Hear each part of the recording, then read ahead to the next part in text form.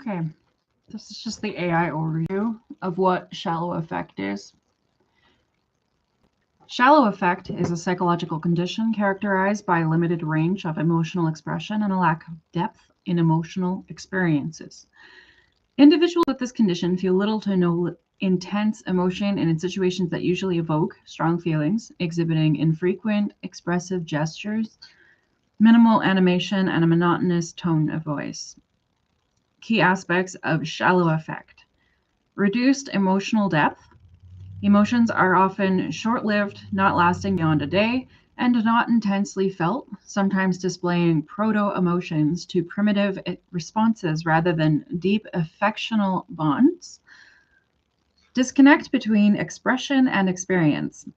While similar to blunted or flat affect, shallow affect often specifically describes a lack of deep emotional experience rather than just a failure to display feelings.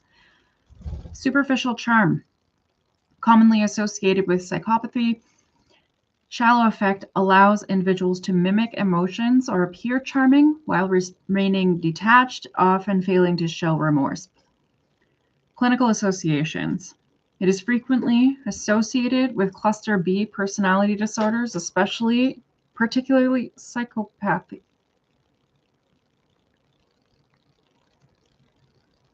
Is that cluster B now? Okay. I guess since ASPD is cluster B, we're putting psychopathy under cluster B now. So now they're literally admitting that psychopathy is a personality disorder? That's an interesting take. Okay. But also occurs in cases of autism, schizophrenia, depression, and trauma. Contrast with blunted flat affect, unlike flat affect, where a person may feel emotion internally but not show it, shallow affect often implies a genuine lack of deep emotional experience. Shallow affect is sometimes treated by addressing the underlying psychological conditions through therapies or medication. We're going to take it to the Wikipedia now, okay? So, according to Wikipedia, under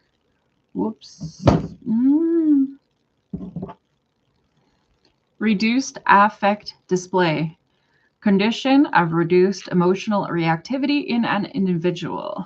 Reduced affect display, sometimes referred to as emotional blunting or emotional numbing, is a condition of reduced emotional reactivity to an individual.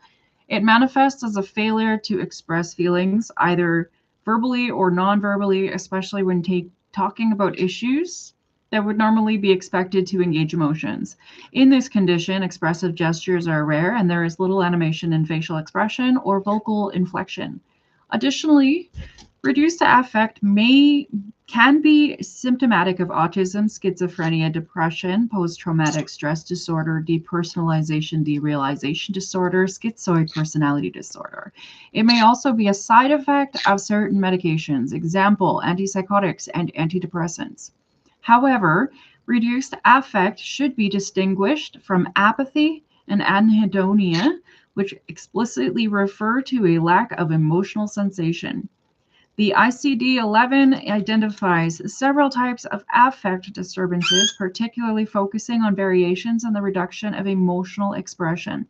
Constricted affect refers to a noticeable limitation in the range and intensity of expressed emotions, though it is less pronounced than blunted affect. Blunted affect, in turn, describes a more severe reduction in emotional expressiveness, though not as extreme as flat affect, which is characterized by an almost complete absence of any observable emotional expression. Types: constricted affect. A restricted or constricted affect is a reduction in an individual's expressive range and the intensity of emotional responses. Blunted and flat affect. Blunted affect is a lack of affect, more severe than restricted or constrained affect, but less severe than flat or flattened affect. The difference between flat and blunted affect is degree. A person with flat affect has no or nearly no emotional expression. They may not react at all to circumstances that usually evoke strong emotions in others. A person with blunted affect, on the other hand, has a significantly reduced intensity and emotional expression. Shallow affect. Shallow affect has an equivalent meaning to blunted affect. This is what they're diagnosing us with. This is what they look for. This whole mess of inconsistent. Shallow affect has an equivalent meaning to blunted affect. In the psychopathy checklist, factor 1. God, this article is revealing. Factor 1 identifies a shallow affect as a common attribute of psychopathy. Brain structures. Individuals with schizophrenia with blunted affect show different regional brain activity in fMRI scans when presented with emotional stimuli when compared to individuals with schizophrenia without blunted affect. For instance, individuals with schizophrenia without blunted affect show activation in the following brain areas when shown emotionally negative pictures: midbrain, pons, anterior cingulate cortex, insula, ventrolateral orbitofrontal cortex, anterior temporal lobe, amygdala, medial prefrontal cortex, and extrastriate visual cortex. Individuals with schizophrenia exhibiting blunted affect instead only show activation in the midbrain, pons, anterior temporal pole, and extrastriate visual cortex. Limbic structures. Individuals with schizophrenia exhibiting flat affect show decreased activation in the limbic system when viewing emotional stimuli. In these individuals, neural processes begin in the occipital temporal region of the brain, routing through the ventral visual pathway and the limbic structures until they reach the inferior frontal areas. Damage to the amygdala of adult rhesus macaques early in life can permanently alter affective processing. Lesioning the amygdala causes blunted affect responses to both positive and negative stimuli. This effect is irreversible in the rhesus macaques. Neonatal damage produces the same effect as damage that occurs later in life.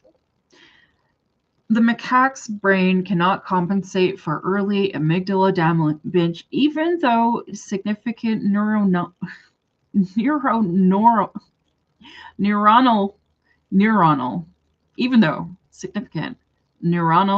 growth may occur. There is some evidence that blunted affect in schizophrenia patients is not only caused by a low amygdala response, but also lack of integration with other areas of the brain associated with emotional processing, particularly in the amygdala.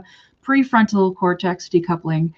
Damage in the limbic region prevents the amygdala from correctly interpreting emotional stimulus in individuals with schizophrenia by compromising the link between the amygdala and other brain regions associated with emotion. Brainstem. Parts of the brainstem are responsible for passive emotional coping strategies characterized by disengagement or withdrawal from the external environment, quiescence, immobility, and hyporeactivity, similar to what is seen in blunted affect.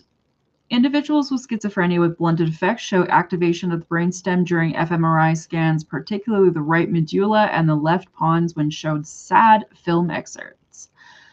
The bilateral midbrain is also activated in individuals with schizophrenia diagnosed with blunted affect. Activation in the midbrain is thought to be related to autonomic responses associated with perceptual processing of emotional stimuli.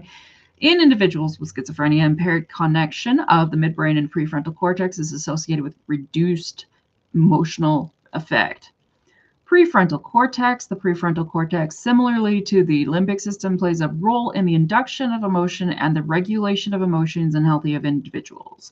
Individuals with schizophrenia show no changes in activation of the prefrontal cortex when observing external SAD stimuli, whereas healthy controls in patients with schizophrenia who are treated with quetiapine for blunted affect show activation of the medial prefrontal cortex on the fMRI. Individuals with schizophrenia who were reconditioned with quetiapine showed activation in other areas of the prefrontal cortex as well, including the right medial prefrontal gyrus and the right and left orbitofrontal gyrus. This lack of prefrontal cortex activity in people with schizophrenia with blunted affect has been postulated to be related to the impaired emotional processing observed in such individuals. Anterior cingulate cortex, a positive correlation has been found between the activation of the anterior cingulate cortex and reported magnitude of sad feeling evoked by viewing sad film excerpts. This is science. Are you sad? Let's put on a sad movie and see if you react. Where does the brain light up when you watch a sad movie? Let's put on Grave of the Fireflies and see what happens to the brain. God damn. This is so... We're so behind. Guys, we're so behind. This is experts. This is what they're using to analyze us. And... Okay. Anterior cingulate cortex is...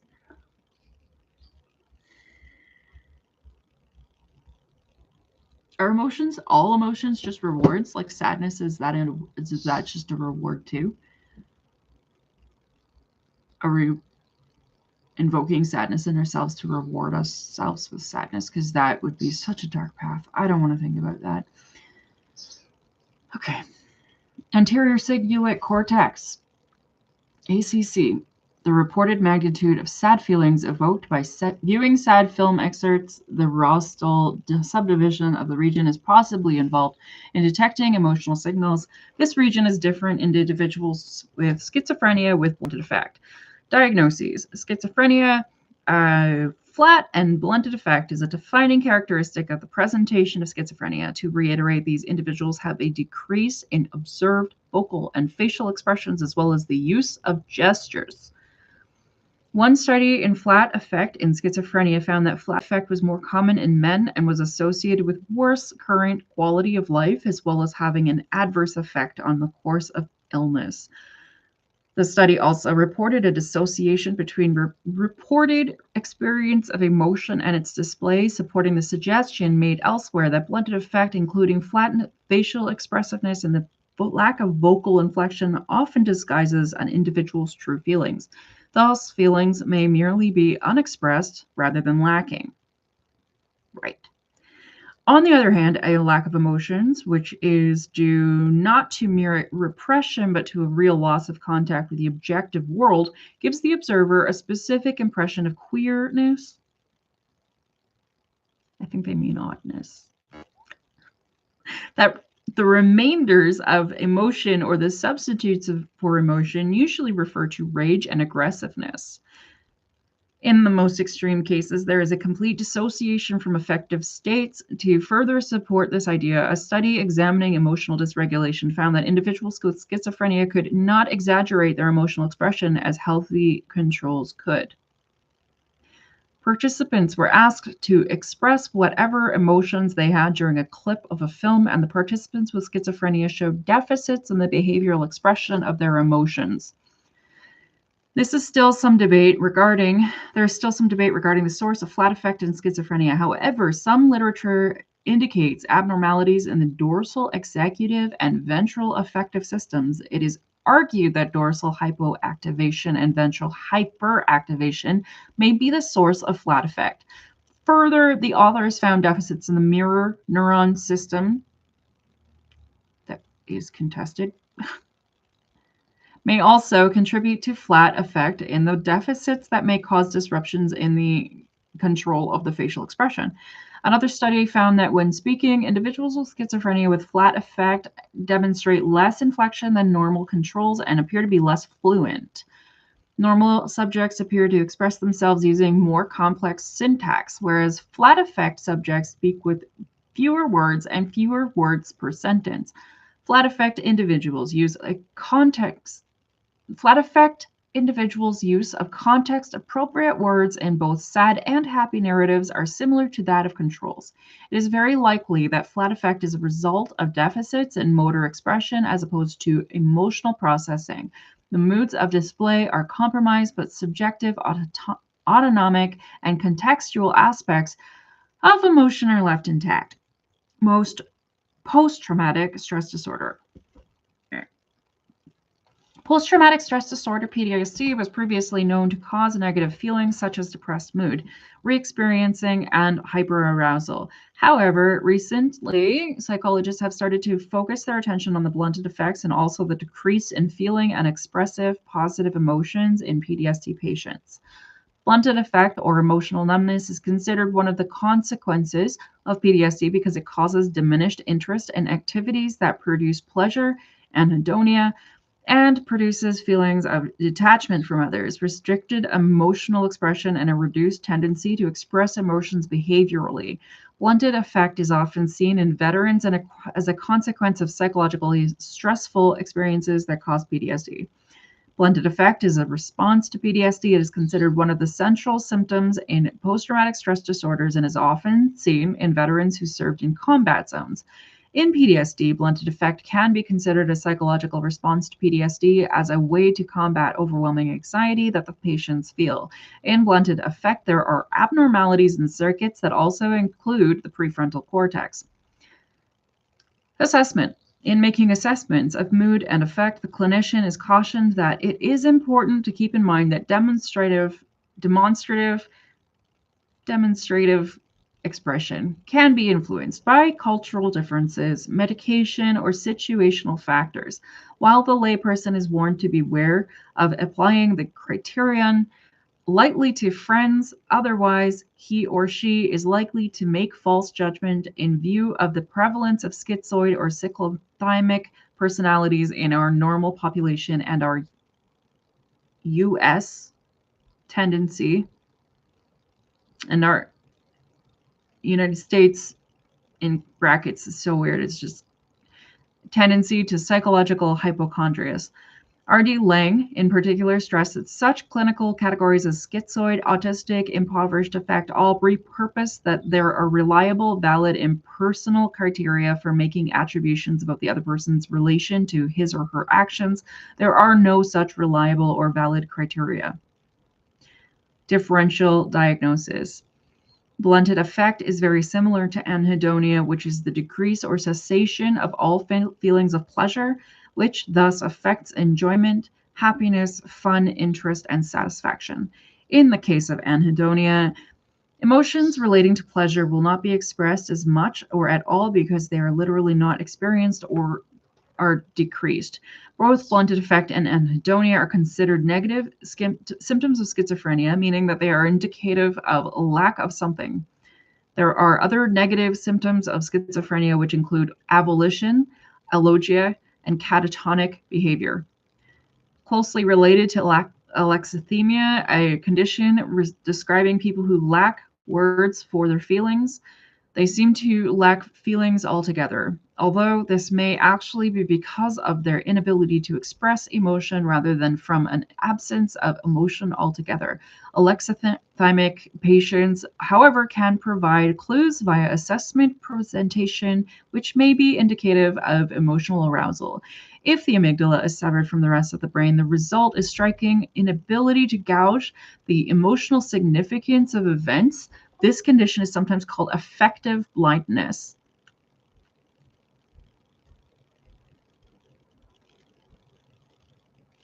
In some cases, blunted affect can fade, but there is no conclusive evidence of why this can occur.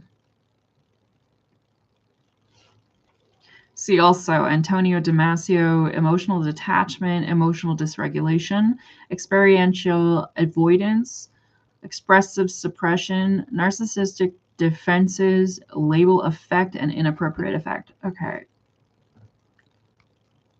Choose your own adventure, guys.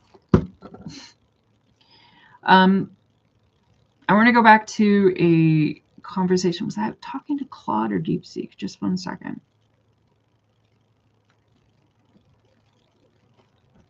It was DeepSeek. What did I say this video was about? What is it called? Shit. Why can't I see what my own video is called? God damn it. All right. I said theory of mind and mentalization, right? Okay. DeepSeek Conversation 2026-0430. In cases of people who have poor mentalization or theory of mind faculties, are there methods for people to develop or learn these skills?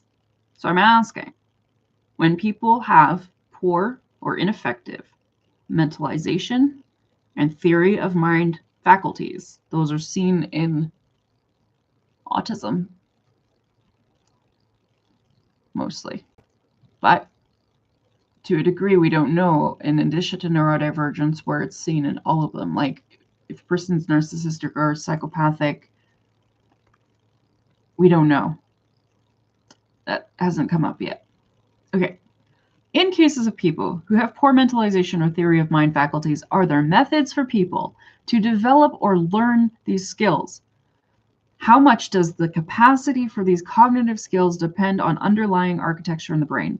If a brain does not have underlying architecture, to what extent can it be developed? If the underlying neuroanatomy can't be developed, are there other neuroanatomy regions or synaptic networks and neuroplasticity that can be developed to compensate for these regions? What are some existing methods or therapies designed to help individuals who struggle with these key regions develop these areas or similar supportive networks?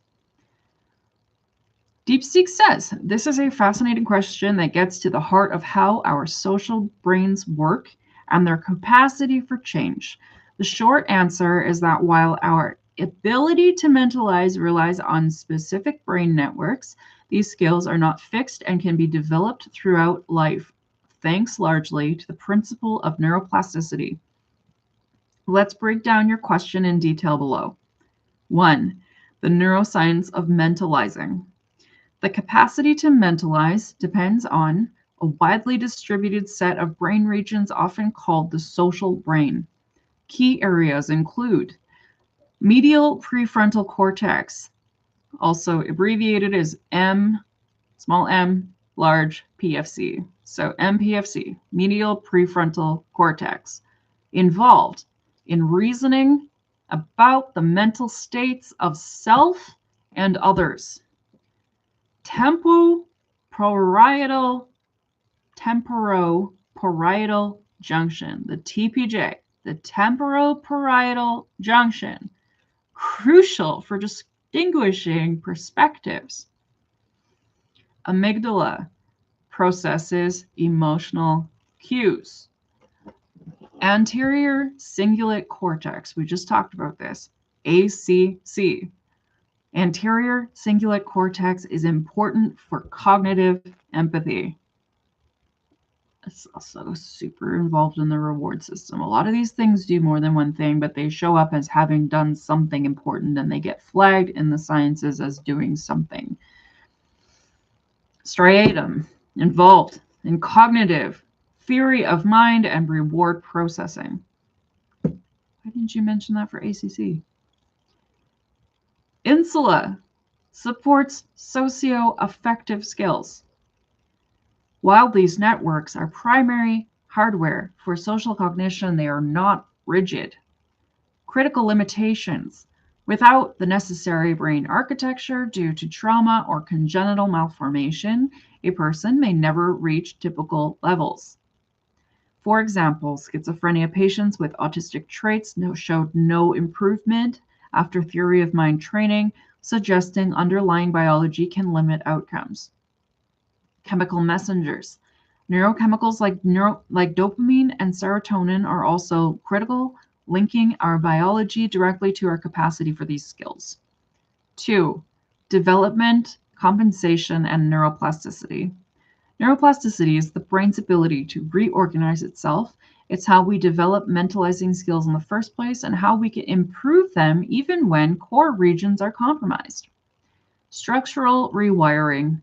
A 9-month training study found that participants improved their mentalizing performance alongside increased cortical thickness in associated brain networks showing functional changes at the physical level. Compensation. If a primary region is damaged, the brain compensation. If a primary region is damaged, the brain can recruit alternative regions to compensate. Right, that's what I asked it.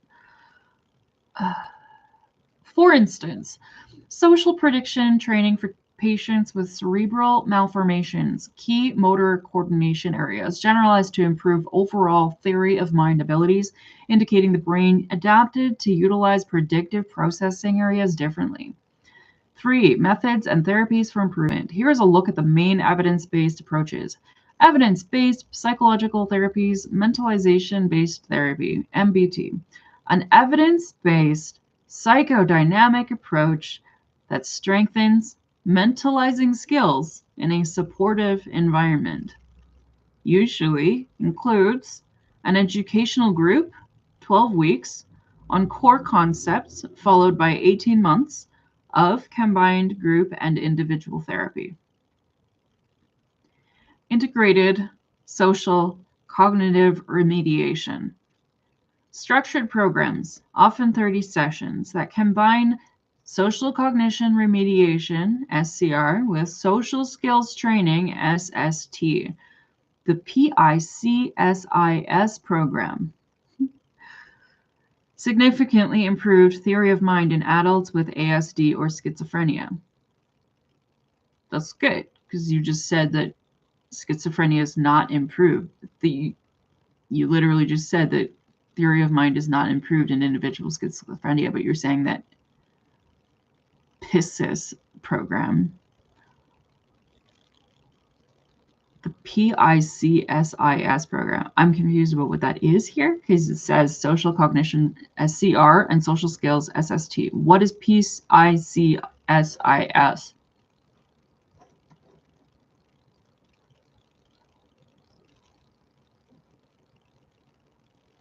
Am I reading it wrong?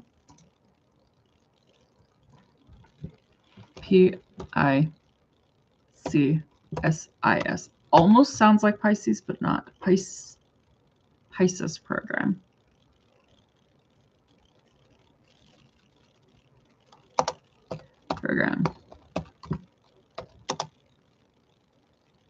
Theory of mind. No. I'll just put therapy. So that finds it.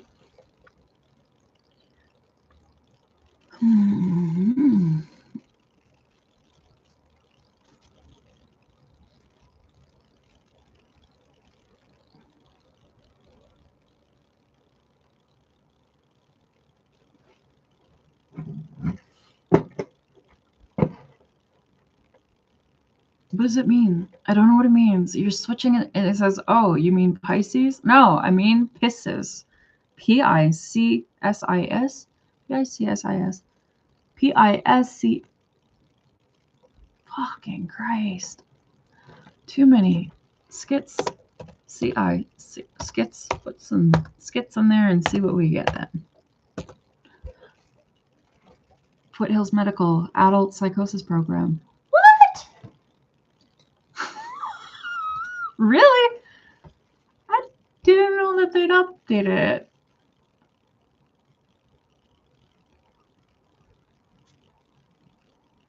Okay. Anyway, what's PICSIS? PICSIS program significantly improved. Okay, I'm just gonna have to click on the link, I guess.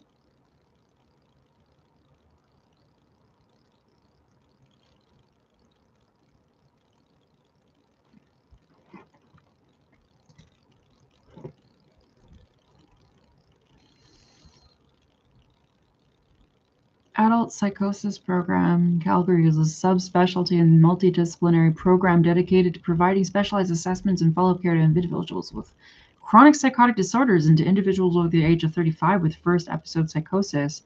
Service offers evidence-informed care, training for residents and students, case management, individual therapies, psychoeducation, psychosocial support, recovery-oriented care, evidence Based group therapies such as CBT for psychosis group, wellness and recovery group, CBT basics group, CTO management is what? What is CTO management? Psychiatric consultation and treatment and psychological assessment. God, why is the Foothills so fucking awesome?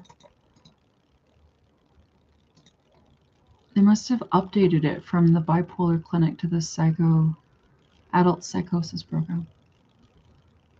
Or maybe they have both. I'm so distracted right now. Okay. Okay.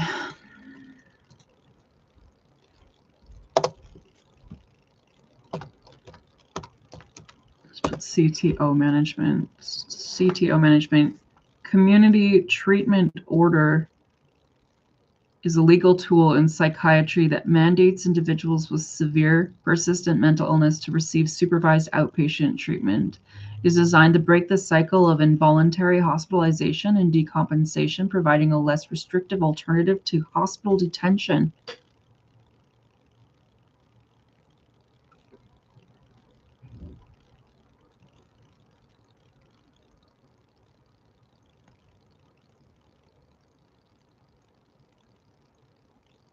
How is Alberta so fucking far ahead?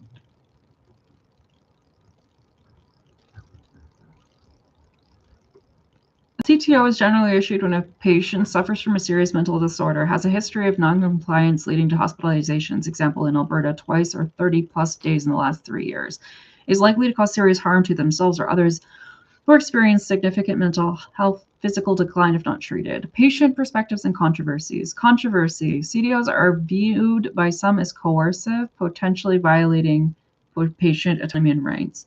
Stigma. Patients often find them stigmatizing, and in some cases the coercion can hinder rather than help their therapeutic relationship. Effectiveness. Research on their effectiveness is mixed. While some studies show reduced hospital admissions for specific populations, others show limited impact compared to voluntary treatment. Trust issues. Coercion can make building a trusting relationship difficult, which is crucial for long-term recovery. Rights and patients advocacy.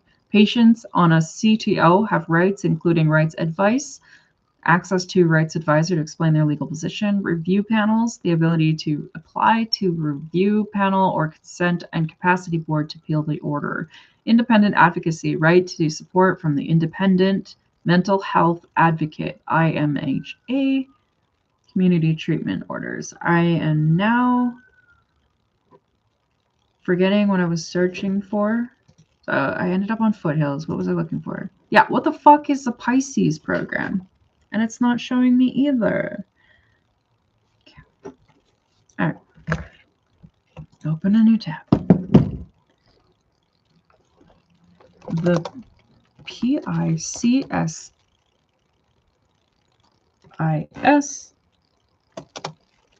program significantly improved ToM in adults with ASD or schizophrenia.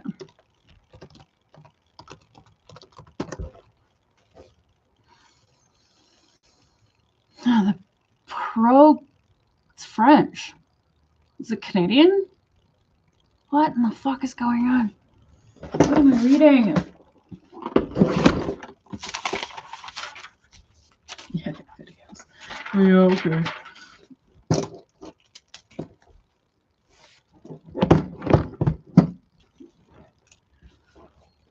(2026) 0501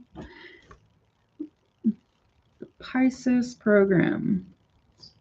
PICSIS program.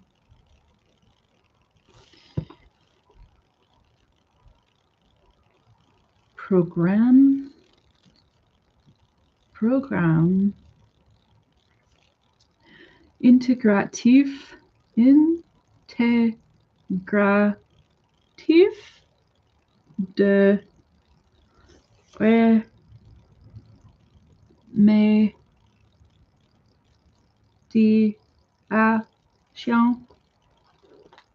de la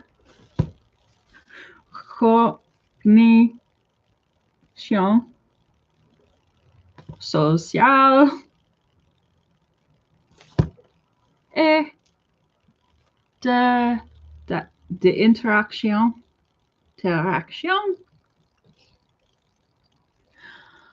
sociale. What the fuck? That has to be in France if it's going to be that. Has shown significant preliminary. Where the fuck is this French study? Evidence in improving theory of mind in adults with ASD, autism spectrum disorder, and schizophrenia.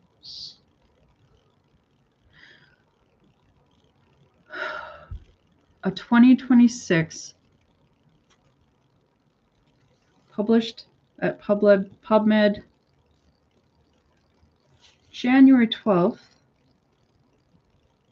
2026.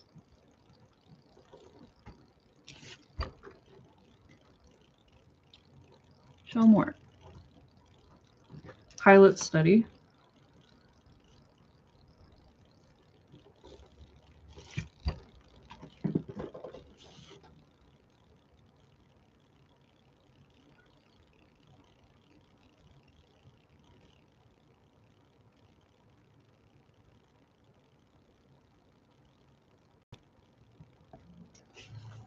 Group of 18 adults, all with ASD or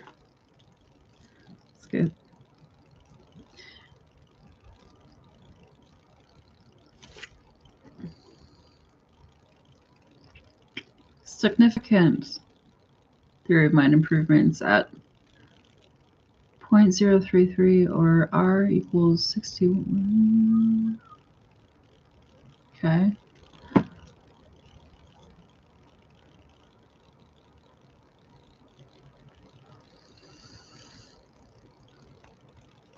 Okay. Significant. ToM.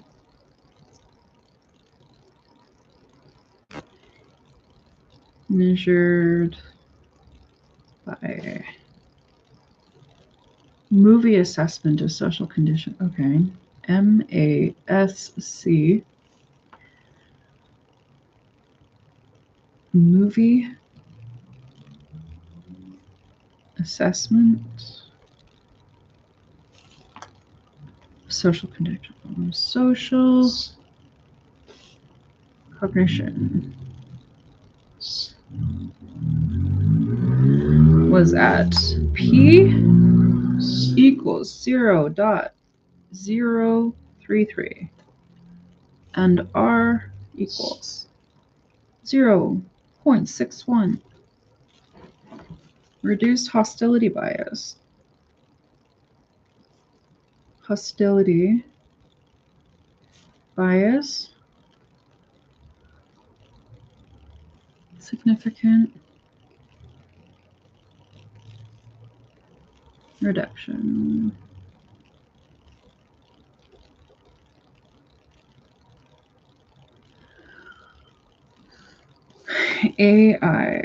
AIHQ measurement,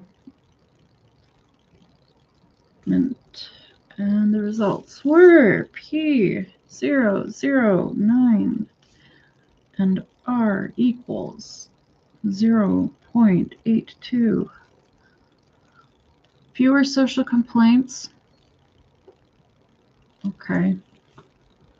Social complaints reduced to P equals 0, 0, 0, 37. So, okay. High feasibility.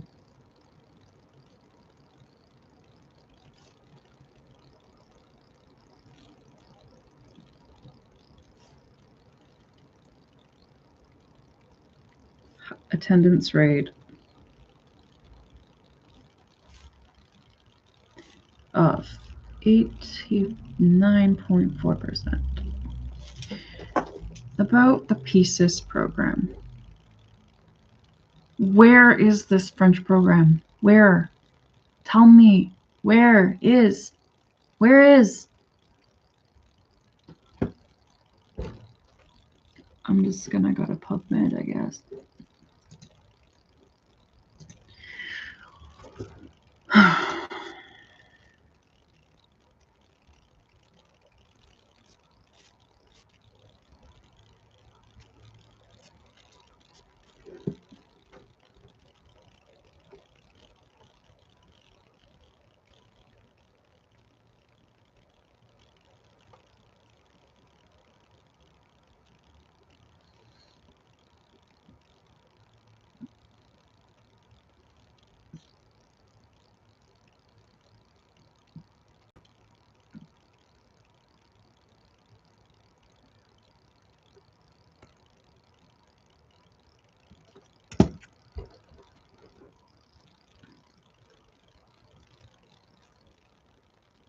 Okay, well, I'm gonna save this in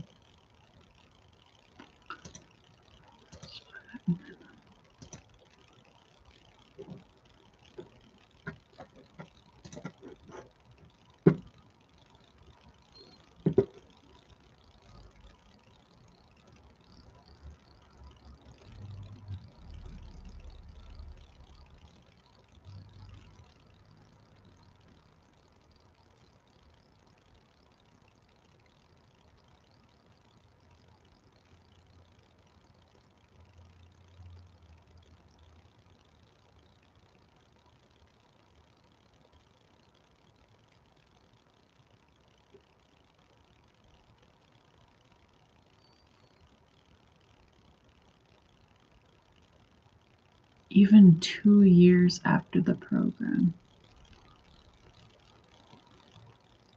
And it was a 12-week? No.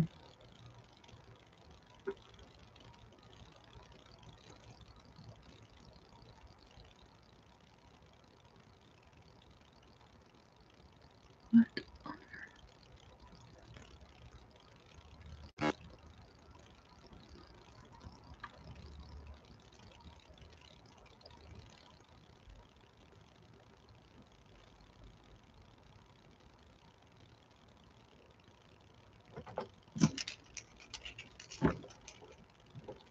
Saint Anne Hospital, Paris.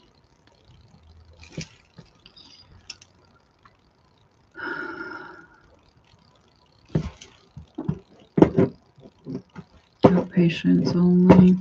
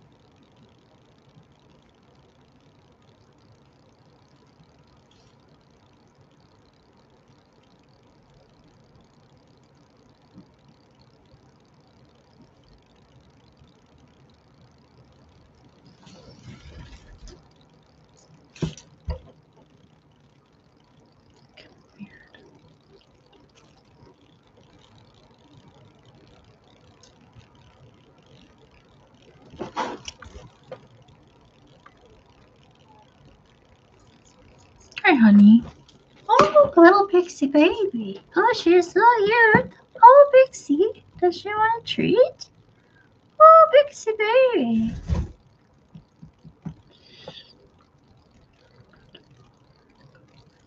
Patience. It just looks like some average. Hi, honey. Hi, honey. It just looks like an average outpatients group.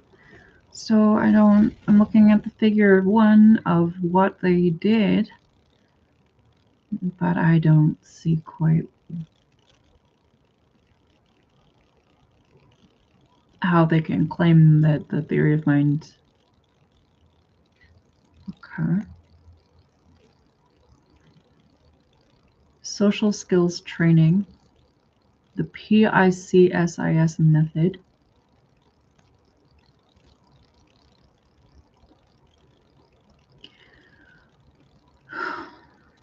I mean, someone's on it. Someone's trying to solve this, so that's something.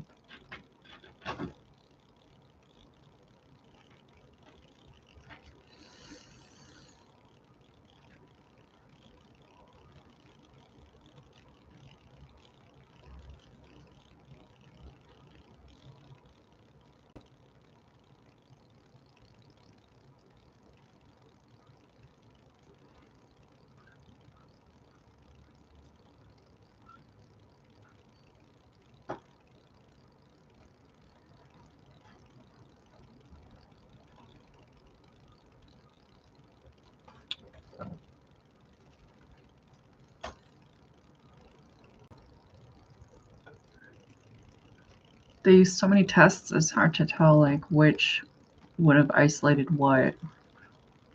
Like the program itself worked, but they tested so many things.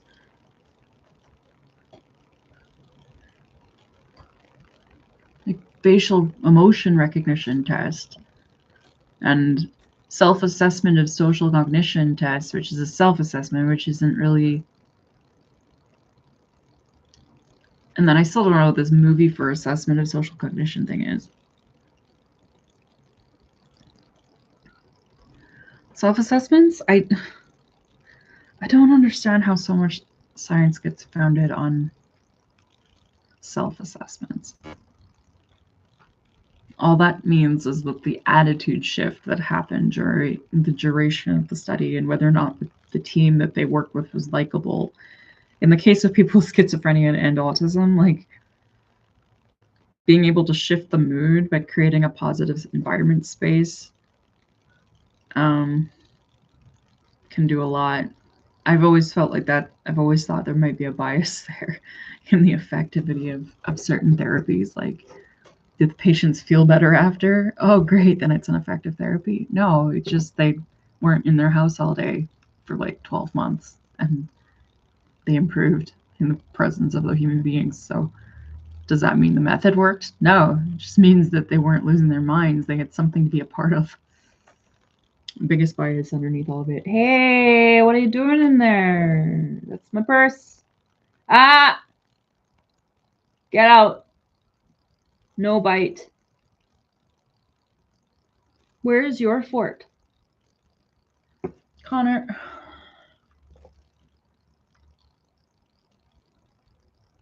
Are you biting my book?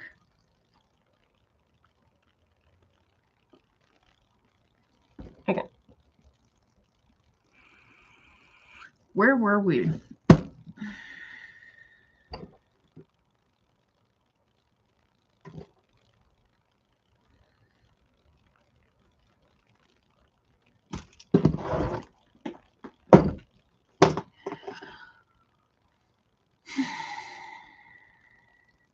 Evidence-based psychological therapies, mentalization-based therapy, MBT, integrated social cognition remediation, and social skills training, SCR-SST. The PICES program significantly improved theory of mind in adults with ADHD or schizophrenia. Skills-based training programs, cognitive training games, computerized tasks where players interpret emotions or sarcasm. After 15 hours of training, or more than 15 hours of training, the brain's social network became more efficient, showing less neural effort. Cognit Plus program targets core cognitive functions, attention, memory to improve social cognition, gradually increasing exercise complexity for children with autistic spectrum disorder. Virtual reality immersive environments allow safe practice, VR spirit training for patients with cerebellar malformations, improved ability to read social intentions with gains generalized to real-world theory of mind. Other approaches and effectiveness. Social skills groups. fMRI studies show that 12 weeks of social cognitive training, example, practicing irony comprehension, can lead to measurable neural changes, specifically increased activity in the medial prefrontal cortex, linked to improved social functioning. Contemplative training programs like Resource Project specifically target perspective taking, leading to selective improvements in mentalizing performance. Overall effectiveness. Research supports the effectiveness of these methods. A meta-analysis on children found training led to large average effect size, hedges, G, factor 0.747 compared to controls. Studies on healthy individuals, adults, and other adults show high effectiveness. While the architecture of your own social brain provides the foundation, neuroplasticity allows you to remodel the house built on it through targeted training and therapy. The question is not whether these skills can be developed, but with what intensity and using which specific methods. The field is moving fast, and the details that apply to your situation can be very specific. If you're comfortable sharing more about your context or the challenges you're facing, I may be able to point you toward more targeted resources or strategies. Well, it all comes down to the fact that if people are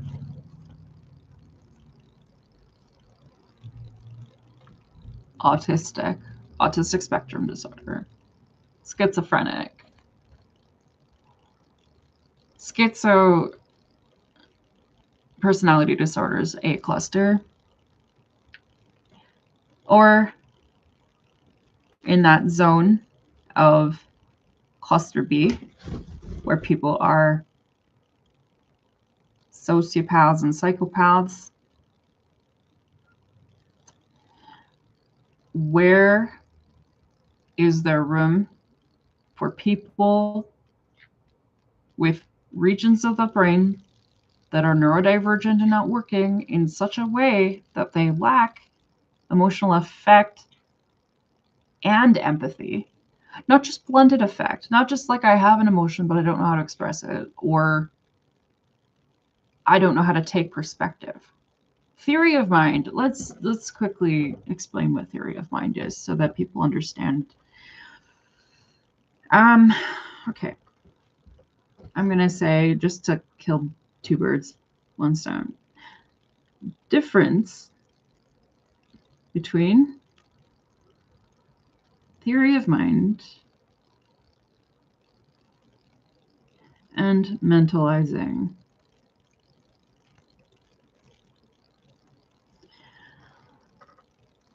There are no results. I thought there would be an AI overview result.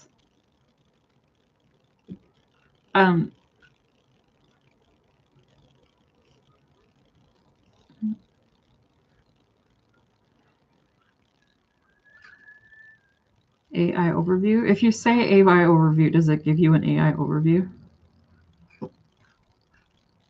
Yes, it does. Okay. Theory of mind and mentalizing AI. What? I didn't ask you about AI.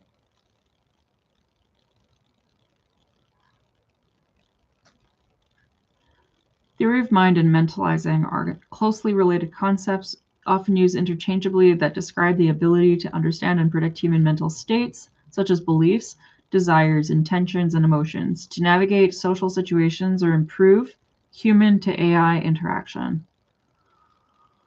While sometimes used interchangeably, they have distinct focuses. Theory of mind focuses heavily on epistemic states, beliefs, intentions, and knowledge. It is often described as a theory about how the mind works. Mentalizing often refers to the affective, reflective process of interpreting behavior, both one's own and others, in terms of underlying mental states. It is more about ongoing process of reading someone else's internal state. So kind of what we say when we argue that people don't have empathy. If a person isn't understanding another person's affective state, or they're not processing it correctly, or there's like an interference, they're like, if you like clearly are sad and someone else says something like, oh, you seem happy right now, or you seem cute, or you seem like you're having a fun time, and you're clearly sad, it's like, what is going on between the reality, the observable, objective reality of another person's expressed self and perspective, and the other person's interpretation of that, whether that is empathy, like, they don't care about me. That's what you see online all the time. People are like, you just don't care. And it's like, care is a voluntary activity. So sometimes people will care, sometimes they won't, sometimes they can, sometimes they can't. The empathy is a messy, loaded word, whereas their mentalizing is all the mental capacity, all of the mental faculties that go into understanding someone else's perspective and developing the internal ability to relate to others and to interpret others' behaviors and feelings and thoughts, and like follow how they're expressing themselves, and like use that pattern recognition to intentionally and unconsciously and consciously and not consciously just be able to process. A person who just can't understand other people ends up in a real social loss, like a real barrier, like schizoid, schizotypy, schizophrenia, and often autism gets pulled into that too, because there's like just this underlying difficulty with connecting with other people, or being able to like rely on neurotypical processes to relate to others at a fundamental architectural level, which the last thing that I just said indicates that people can develop or improve over time. It's a bit mixed, because AI was like, if a person's underlying architecture is faulty, damaged genetically at birth, if there's lesions, if it's just some part of the brain that was supposed to grow didn't,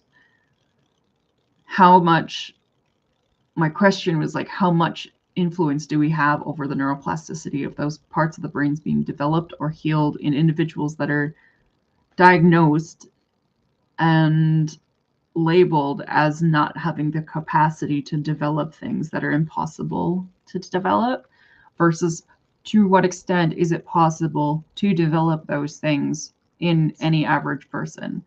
How much empathy will a narcissist or a psychopath, how much can they develop? And if they developed it, how would they develop it? How would their neurodivergence or neuroplasticity shift to enable the features that they struggle with not having?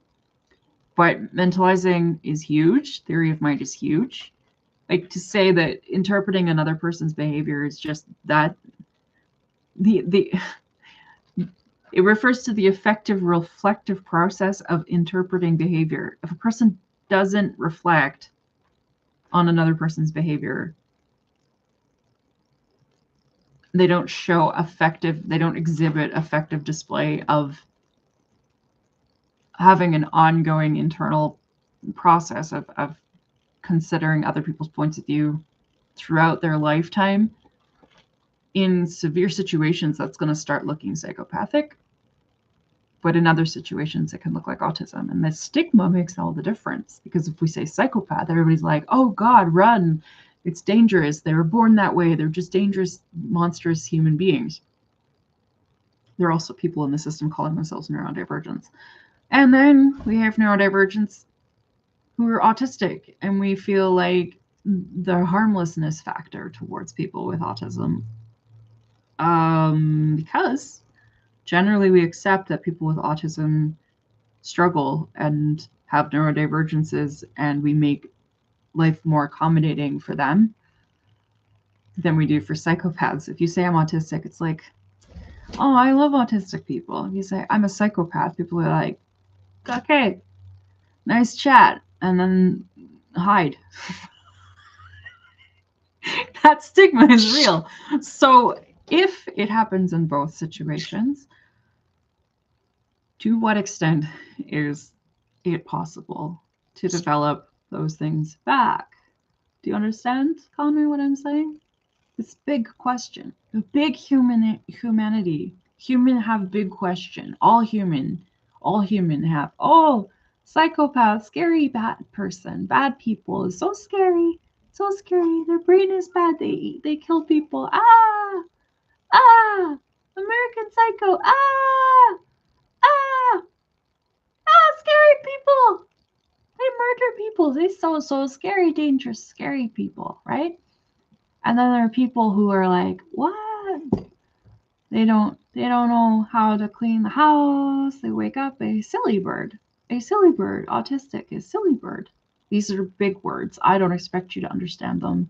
This is complex, advanced psychology. If you want to listen, you can. But I know that half these words are going way over your head because it took me years to understand half this shit, Connor. Yeah.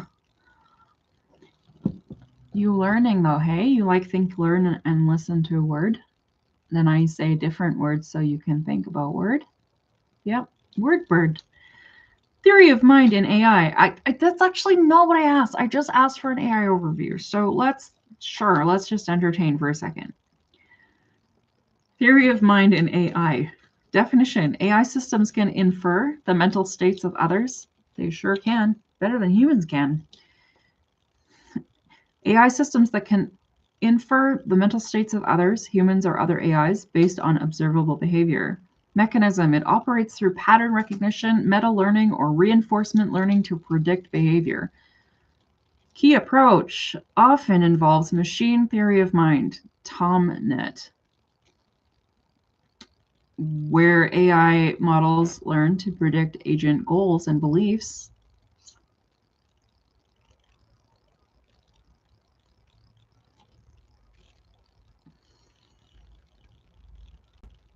What?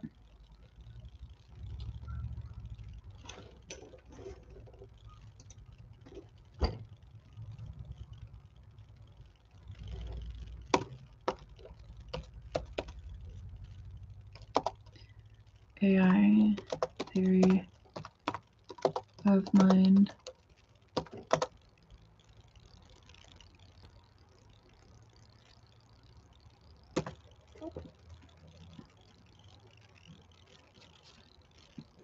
All right.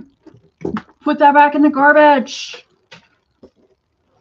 ToMnet, Theory of Mind Neural Network, is a deep mind developed AI framework that enables agents to model and predict the beliefs, intentions, and future actions of other agents by observing their behavior. Using meta-learning, ToMnet consists of 3 subnetworks that analyze past, current, and future agent behavior passing classic false belief tests. Key component of ToMnet, CharacterNet, learns the long-term tendencies or character of an agent based on its past actions. Mental State Net analyzes recent behavior to determine the agent's current beliefs and intentions. Prediction Net combines inputs from previous nets to predict the agent's next move. Key findings. False belief understanding. Theory of Mind Net can recognize when another agent holds a false belief about its environment, similar to a child passing through a Sally Ann test. Adaptive modeling. It can quickly learn the characteristics of new unknown agents, example, distinguishing between blind, amnesiac, or knowledgeable agents in a grid world setting. Meta-learning. The system improves with experience, learning how to model other minds more efficiently over time.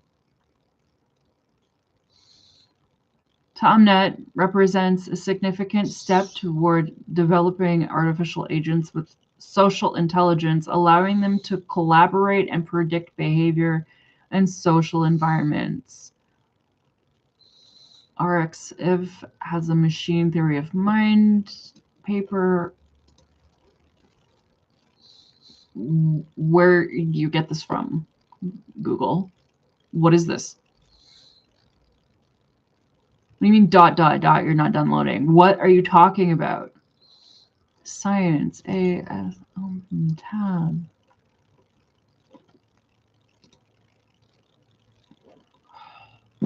At what level of the machine are this due? God, fuck.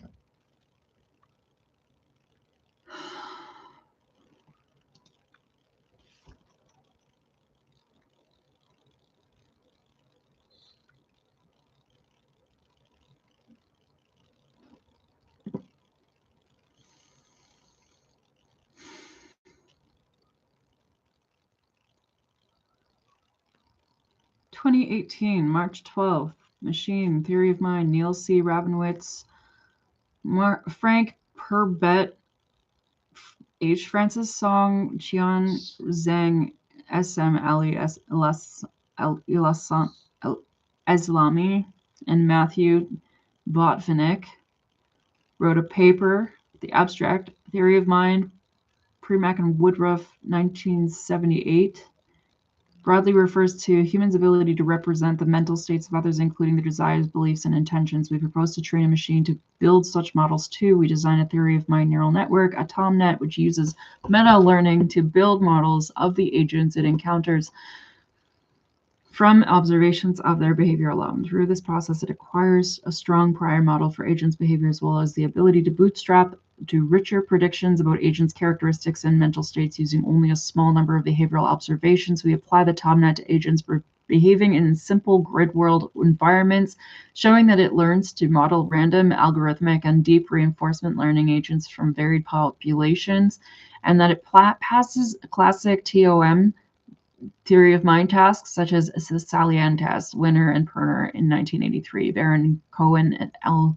1985, as recognizing others hold false beliefs about the world. We argue that this system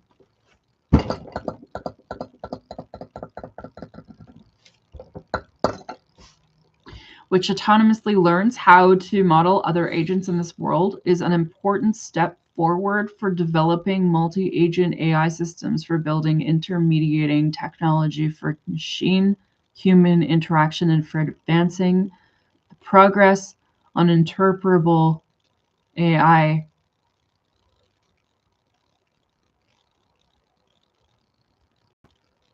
Sorry, who decides who holds false beliefs about the world? When it's a Sally-Ann test, that's adults looking at kids. And the adults have greater insight about the world, and the kids with autism or without autism have the child's perspective of the world, which is also true, sort of, but adults have more ability to.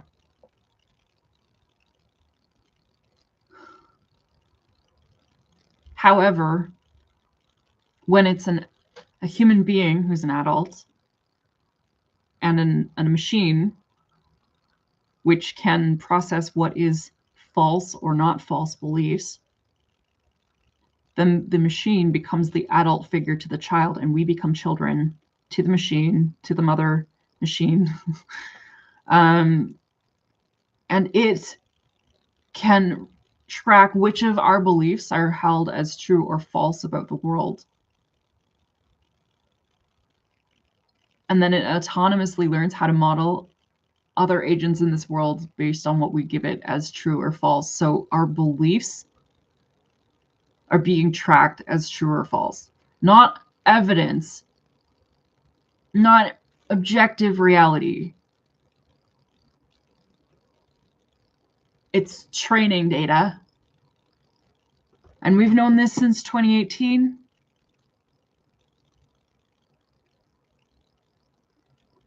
So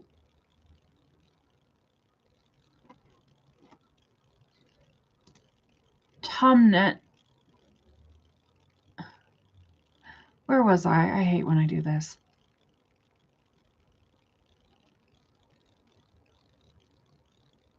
False belief understanding. ToMnet can recognize when another agent holds a false belief about its environment. Similar to a human child passing the Salian test. Adaptive modeling, it can learn the characteristics of new unknown agents, example, distinguishing between blind, amnesiac, or knowledgeable agents in a grid world setting, including the stigma. A knowledgeable agent versus a mentally ill agent.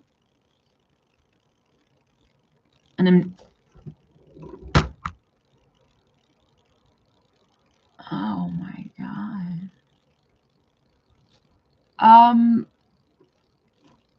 What? What ToMnet system is OpenAI using?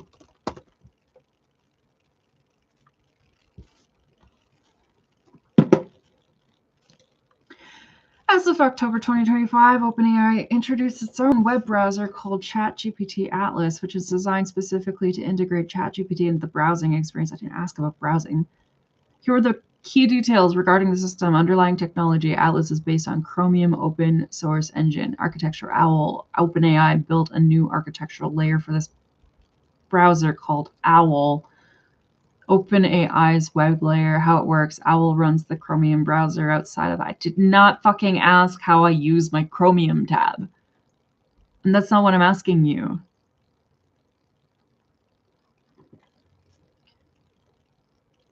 No, and that's not my question. What?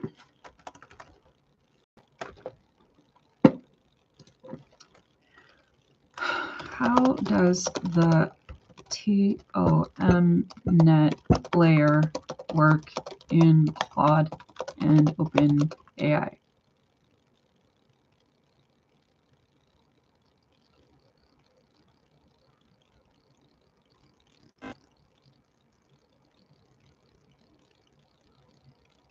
Let's trick it into giving me the information.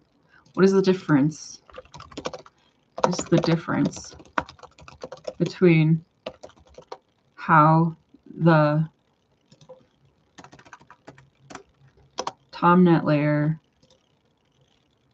works in Claude and OpenAI chatbots? I should.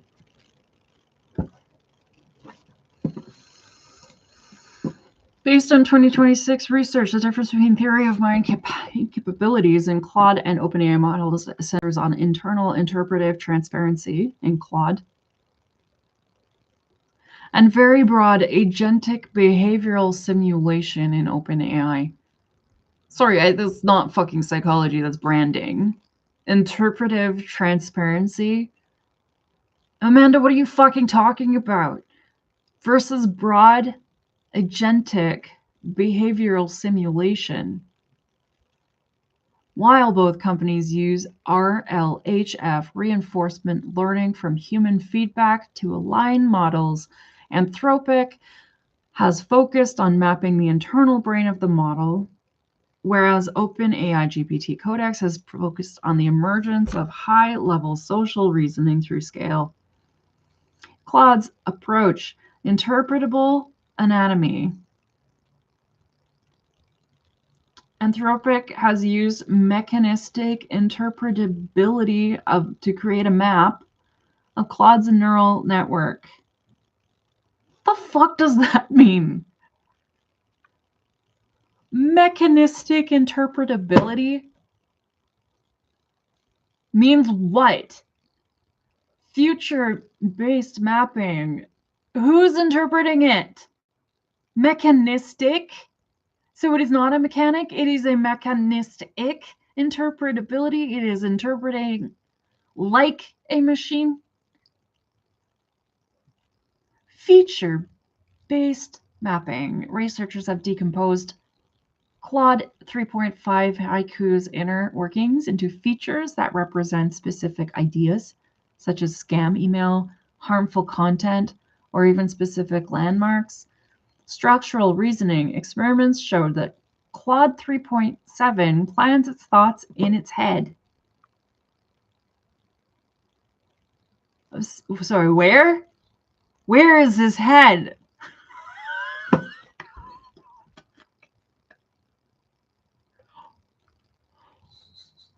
Yeah, I know, right? Before outputting tokens, allowing it to predict future content and structure rather than just predicting the next word. Right. Allowing it to predict future content and structure rather than just predicting the next word. Conscious, intrusive thoughts. When Claude 3.5 is forced to reason in detail, its internal structures reveal a form of functional emotions where it shows a sign of guilt or struggle. When violating safety guidelines, you make it struggle and experience guilt.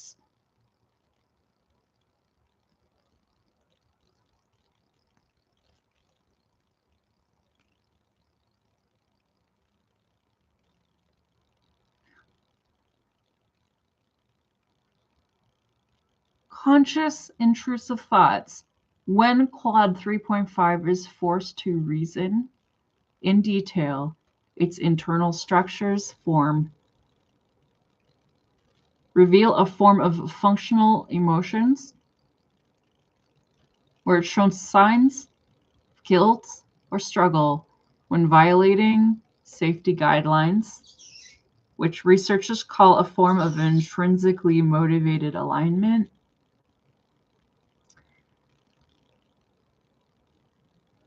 Okay.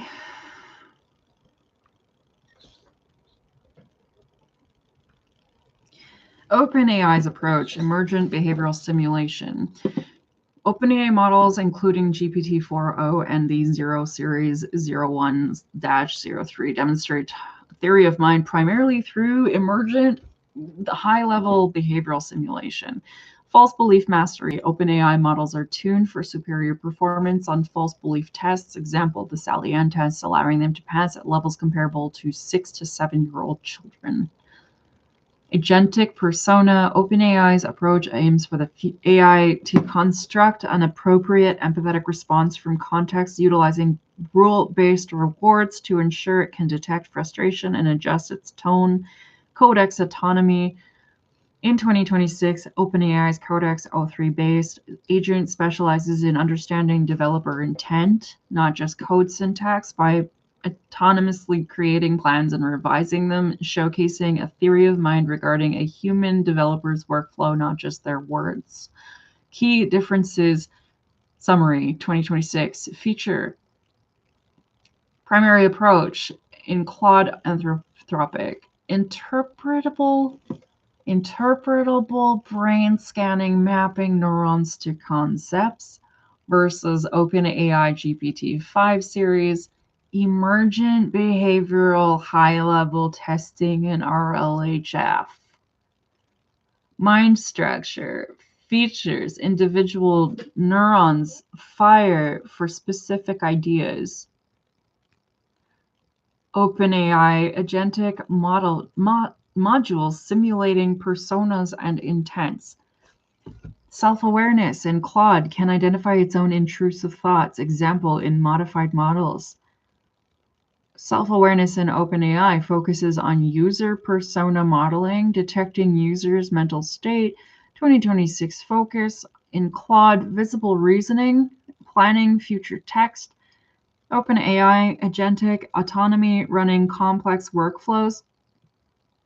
In practice, this means Claude is often viewed as more self-aware in its thought processes, visible extended thinking, while OpenAI agents are better at navigating complex social and technical scenarios autonomously.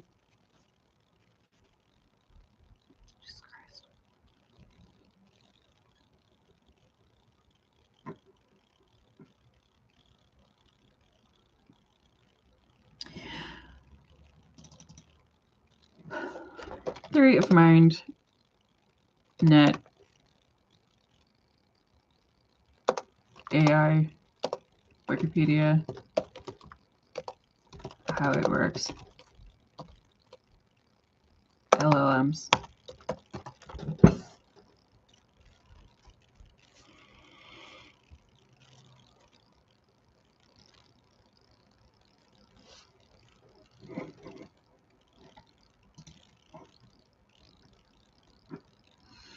Large language models are advanced artificial intelligence systems designed to understand and generate human-like text by predicting the next word in a sequence based on vast amounts of training data.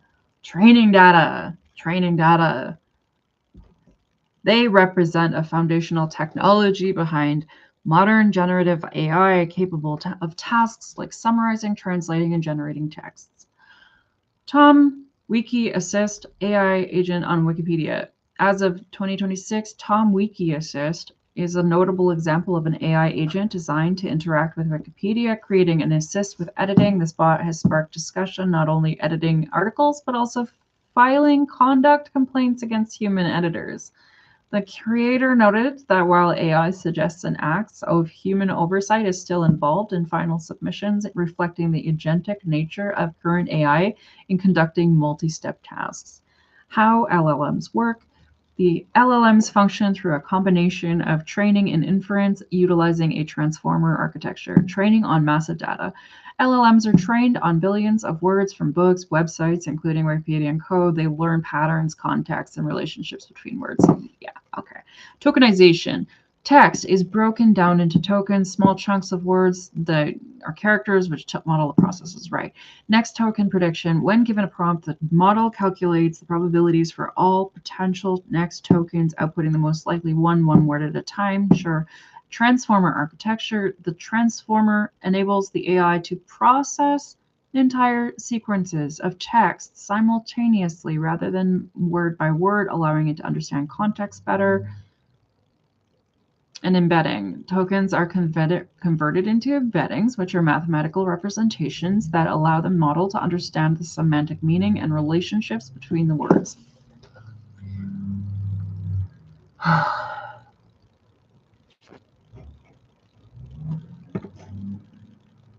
Wikipedia has become a vital source of data, treating LLMs for its breadth and information and curation. However, the use of LLMs to generate or rewrite Wikipedia articles is generally prohibited, except for minor tasks like copy editing due to concerns regarding accuracy and potential hallucinations, generating inaccurate info confidently. Key components of modern AI agents, which... I don't understand what you're talking about. AI agents, these are LLMs equipped with tools to interact the external world. Example, browsing the web, creating wiki pages on a loop rather than just generating a single text response model collapse, a phenomenon where training models on AI generate data causes a decrease in output quality, often termed as AI inbreeding.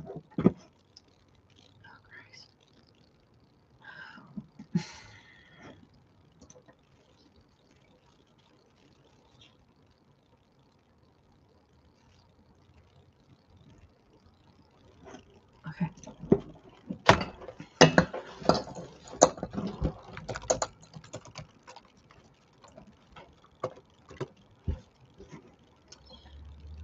Hello, DeepSeek.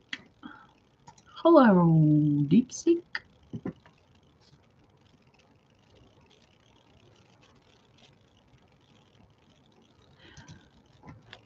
(2026-05-01). I am trying very, very hard right now. I'm trying to understand where this theoretical theory, ToM, net,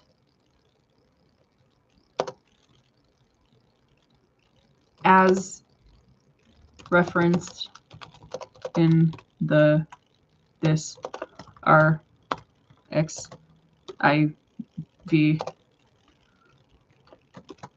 theory of mind in AI article.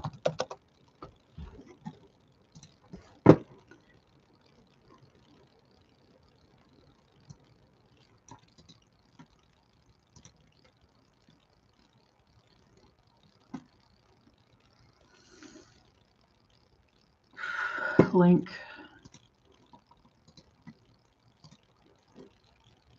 What year is it? Sorry. 2018.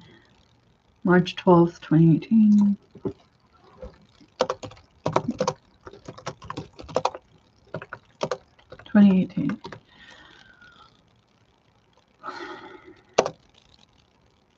Is coded into the overall design of present day large scale corporate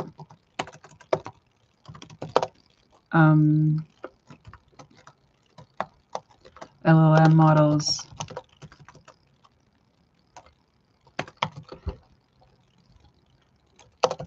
Such as OpenAI or Anthropic or DeepSeek, etc.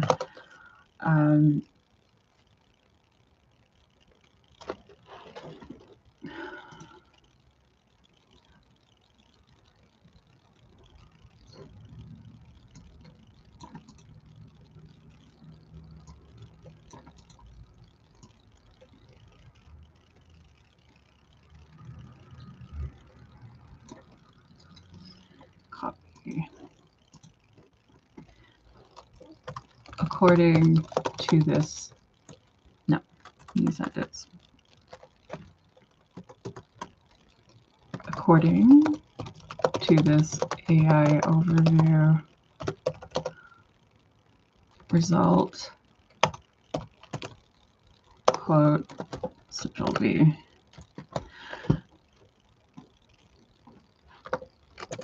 Oh,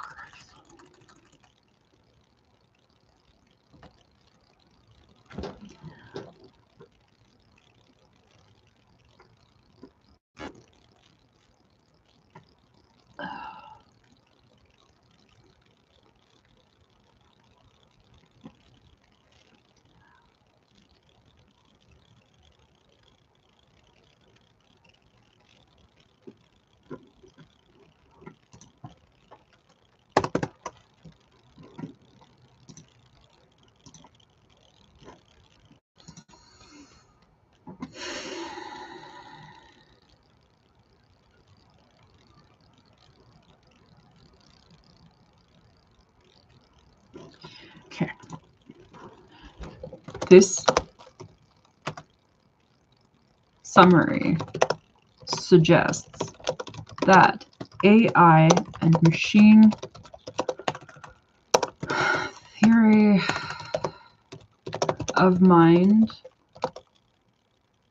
or ToM net,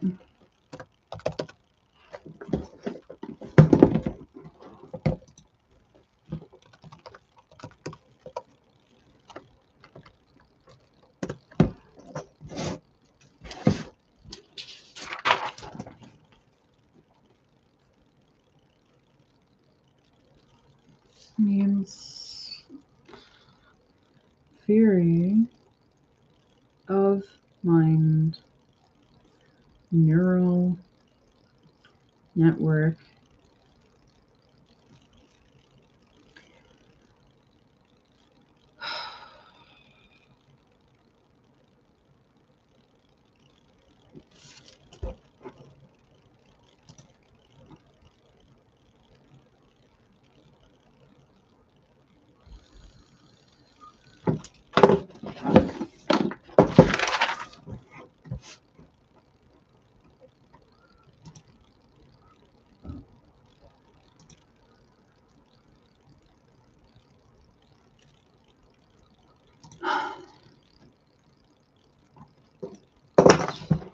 is built into the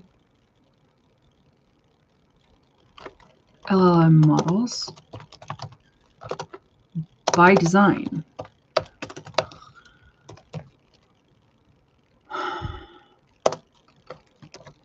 As indicated by the differences between Anthropic design and OpenAI, noted above.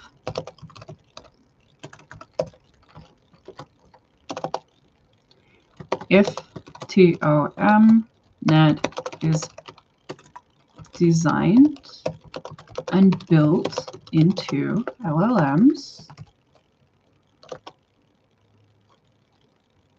at what layer of dev and code does this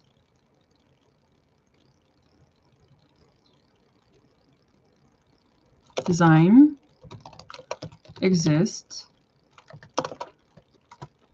Is it in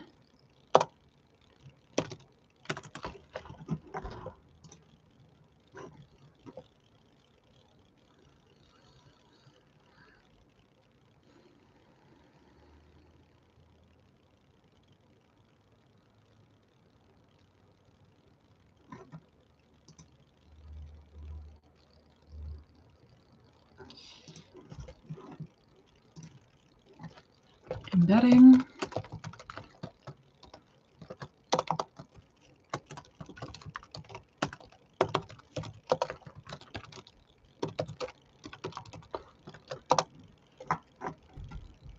Transformer architecture?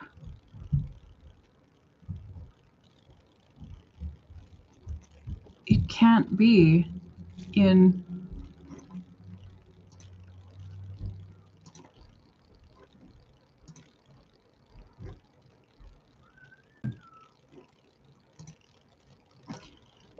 how is it possible for it to be built into the token prediction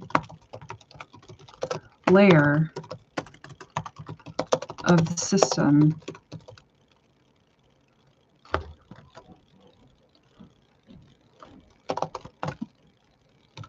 where do these corporations store the user data,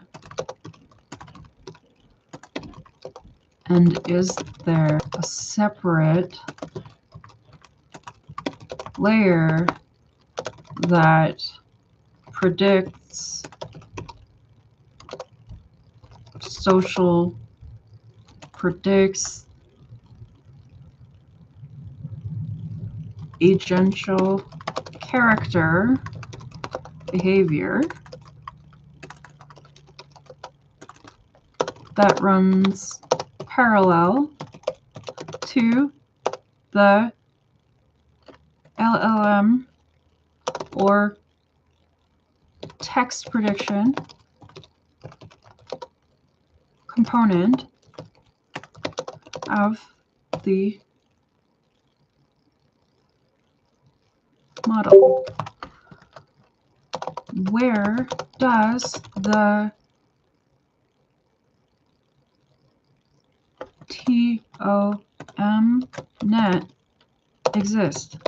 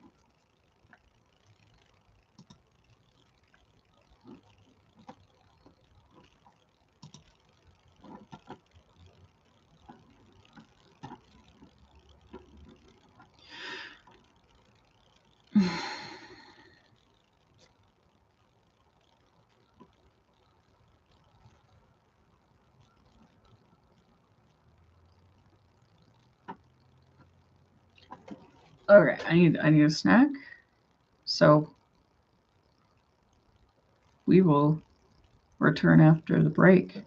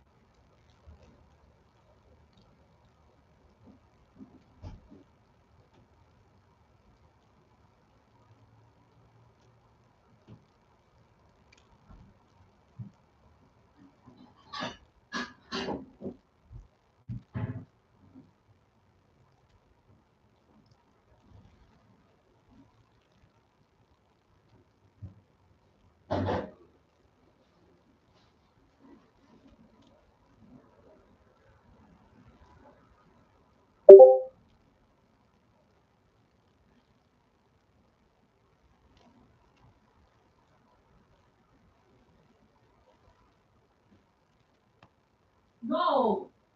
I said no! Were you eating the capsule the whole time I was talking? God damn it, Connor!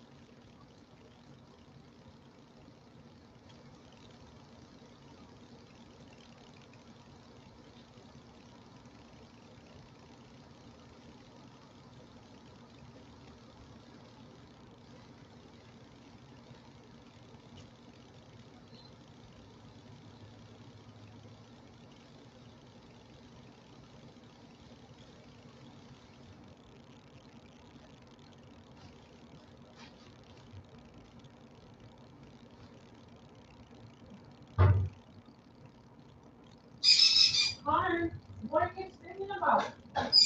Why are you screaming though? What are you screaming about? Why? Why though? Why? Come here. What the fuck?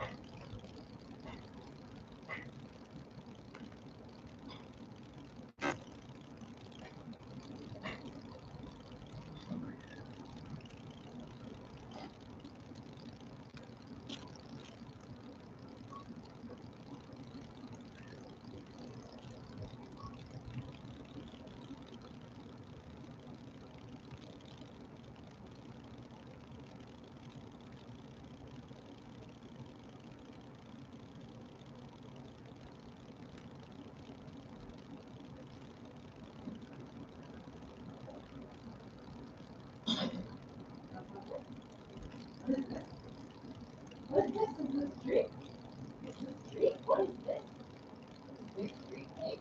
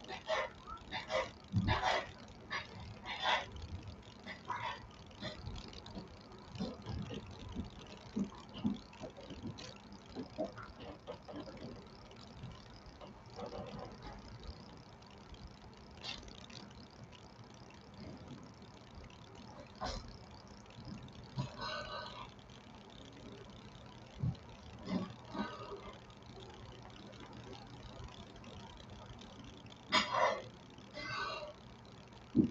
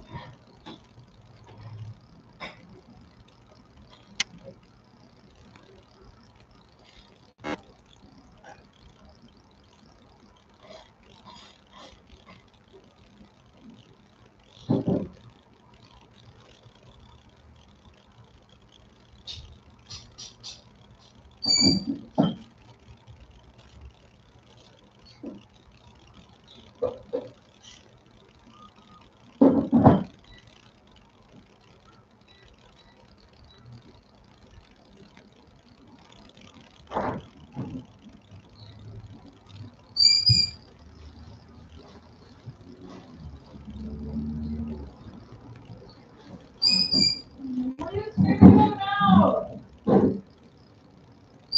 Connor, why? Connor? Why are you screaming? Yeah, but why? Connor? Why? Why are you screaming?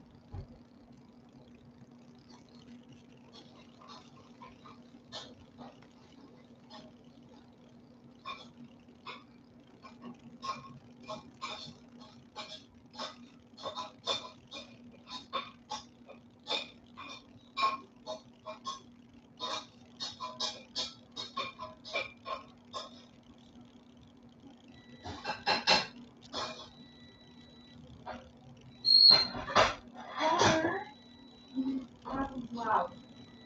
Loud. When I scream, you go to the window where you're allowed to scream, okay? And you go scream over there. If you're gonna be up there, you need to be quiet. Be quiet up there, okay? You understand? Listen. Yeah.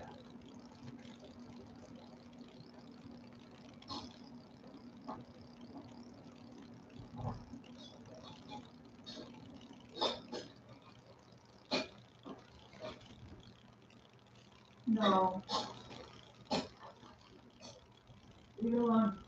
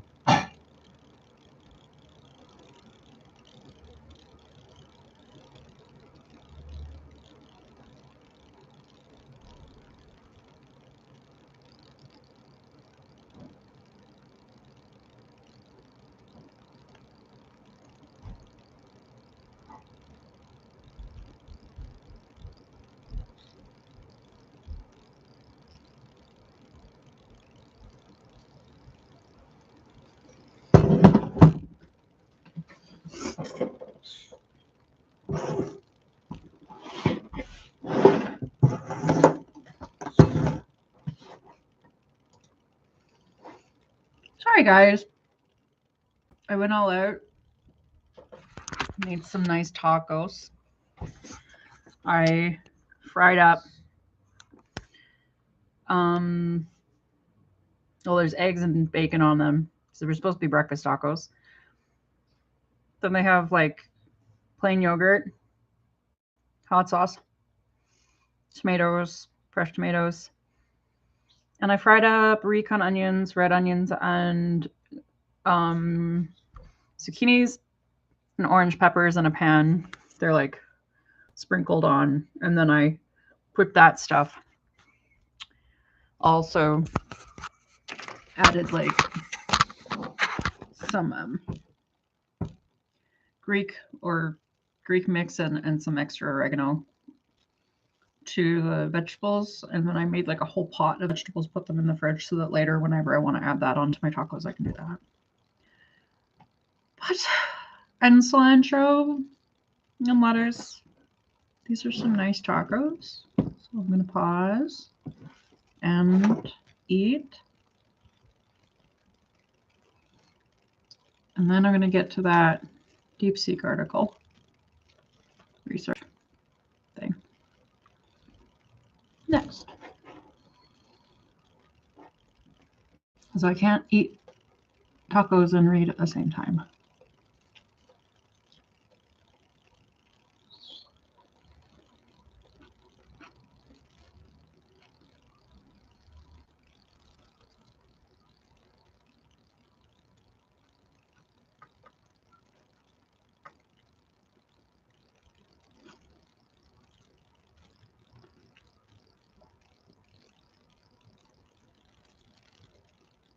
Something in there that tastes like something else.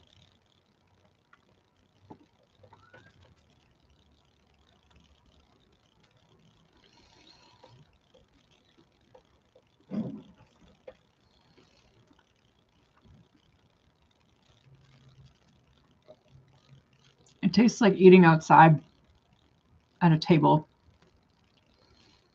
with my grandparents, like on the porch or in their backyard. It could taste so alive that I feel like I'm eating outside with my family when I'm a kid. That's how fresh it is.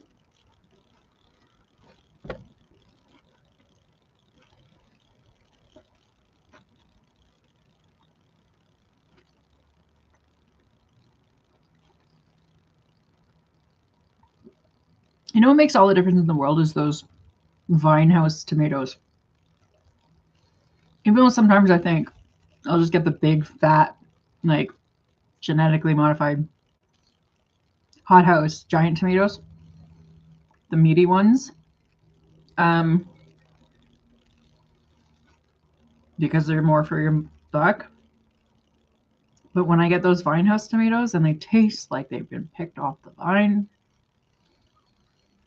I don't know, man. I don't know what the difference is, but those are good tomatoes and you can taste it.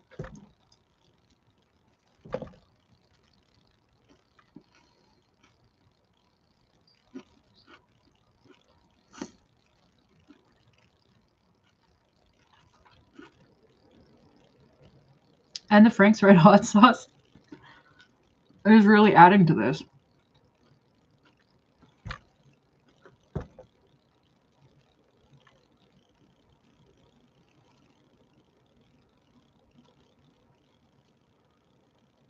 Zucchini is such a superfood. You can extend anything with it.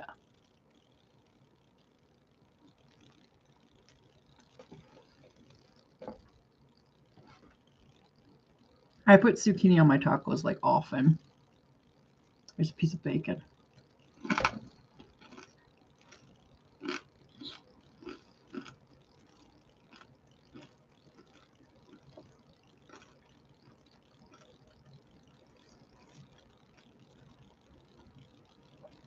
Four loaded tacos with bacon, cheese, eggs, vegetables, cheese, tomatoes, lettuce, cilantro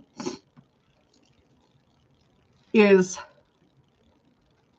a good lunch. You know, getting into the taco diet is a good, affordable way to eat your food at home. If it can go on a taco, save a lot more money.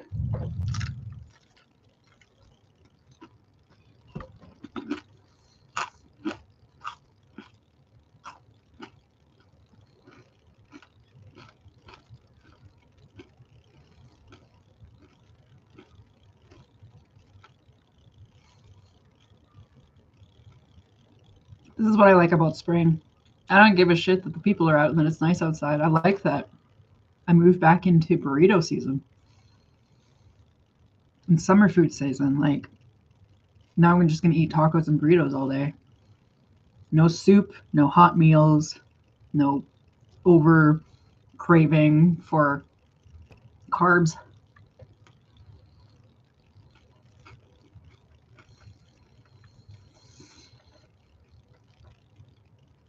Oh my God, it's something.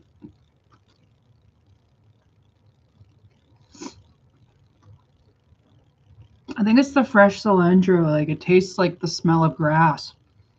So it makes you feel like you're outside.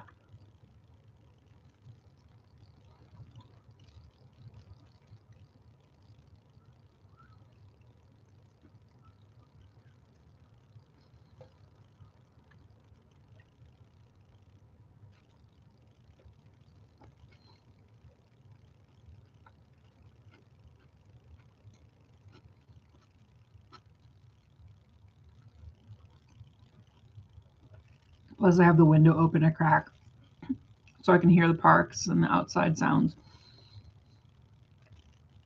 And Pixie and the cat and Luna, they like to go and sit by the window with the window cracked open a little bit so they can hear the sound of outside, because I love it.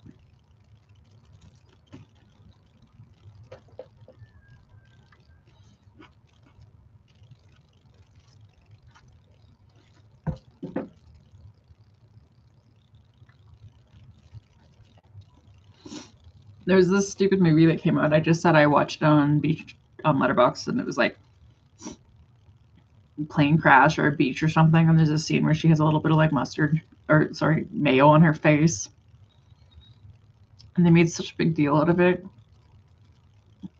It's the actress from The Notebook and Regina from Mean Girls, whatever her name is.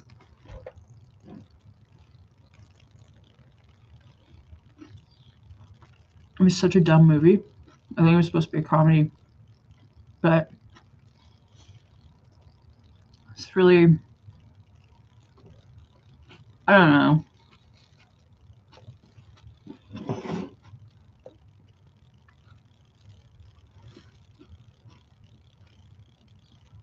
And then last night, while I was trying to make notes, I tried to watch the like new one. I think it's an A24 or something,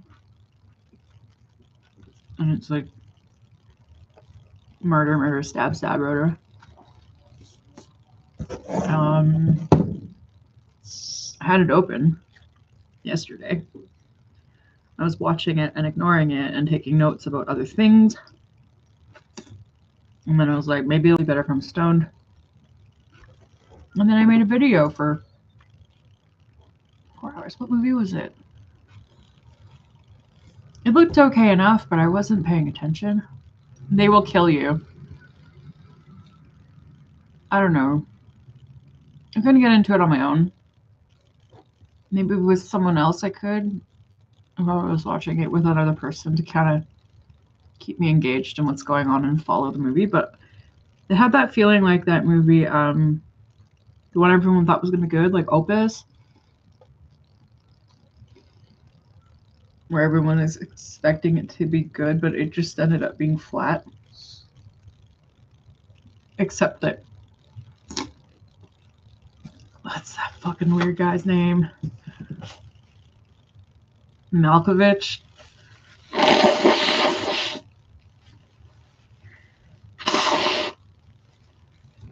in that movie with John Malkovich, where he was dancing because he's a cult leader and he was all like shiny and it was weird. I was really into that scene. I don't remember anything else about the movie. I think it was trying to be more like the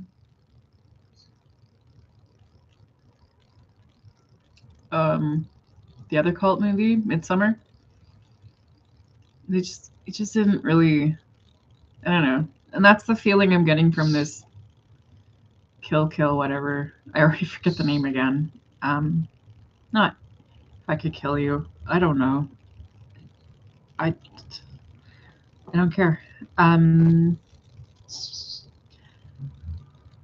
movies have come out lately. While I'm eating, I might as well talk about movies because it's like low thought. I'm a big fan of obviously Hail Mary. I saw it in the theater. I haven't rewatched it yet.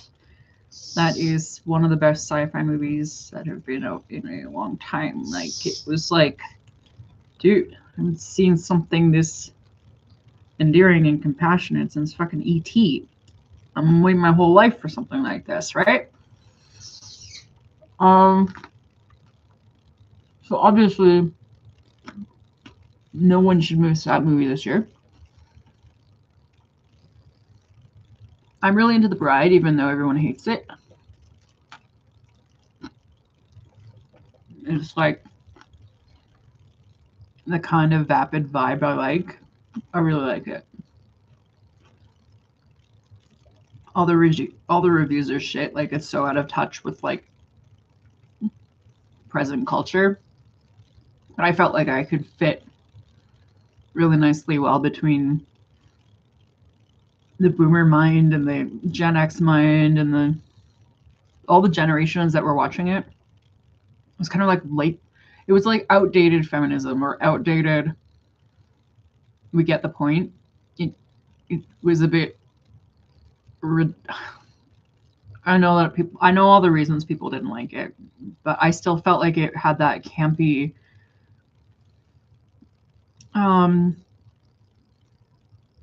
simplified romantic, like how Moulin Rouge also had bad feedback and Great Gatsby had bad feedback, and it had like a broken, like that movie Sid and Nancy kind of vibe to it. And obviously Bonnie and Clyde, I think that it was an homage movie. I think that people who like old Hollywood would have felt something. I think that they thought that the characters were too flat externally and that they lacked range of like depth and dimension and emotion. And it's like, what the fuck are you talking about? It's a Frankenstein movie. Of course they kind of do. Like they have to sit between Frankenstein characters and I don't know. When I saw it in the theater, I was in an emotional space. I needed a romantic movie. It fit. I was like, this is a I like this movie. I like the aesthetic. I like the design. I remember it. I just like that movie. I don't care what other people think anymore. I'm not going to explain or justify myself. It's not like there's anything else coming out right now. Let me see my letterbox here.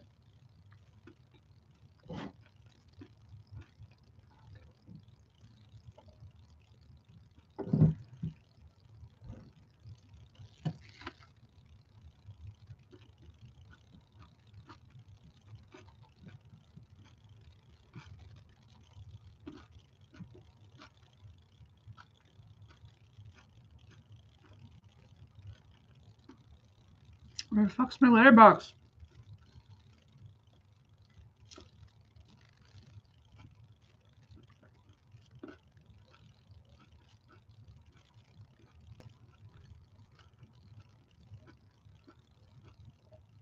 So I feel like in cinema season, by May, we should have the shit horrors and the shit little random romps and stuff out of the way. And we should be moving into films that you want to see in the theater. What we have right now is Michael, the documentary nobody liked. Hail Mary, the only good movie this year so far. Drama. I haven't seen it yet. I might. The Devil Wears Prada. Oh, somebody just watched that. It was popular this week for some reason. Oh, because it's the sequel's coming out. Apex. I don't give a shit. Roommates. I might look into that. They're watching Marty Supreme. I really thought Marty Supreme was good. The Mummy. I'm not feeling it, but hate to be that person. I have Euphoria stuck in my head all week while I wait for the next Euphoria episode. We're only like 3 of them in now. God, that's an addictive show. There hasn't been too many shows in my life where I will watch it while it's airing 1 week apart, like a soap opera. Most shows, I'm like, I will definitely catch up on that show once it's all there, and I will binge it all. I will binge it all at the end. There are final seasons coming out this year of things. I'm hooked on Euphoria. Again, on a week-to-week basis. It is, again, a dope as fuck show.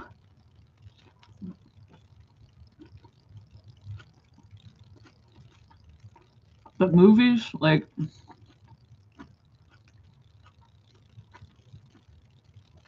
what movie this year is going to be better than Hail Mary? Right? We already know which one's the winner. Winner, winner, chicken dinner. Hail Mary won the movie of the year. And there's no other movie to see now. Like, that's the Oscar winner. We're done. We're done here, huh? Hey, Connor?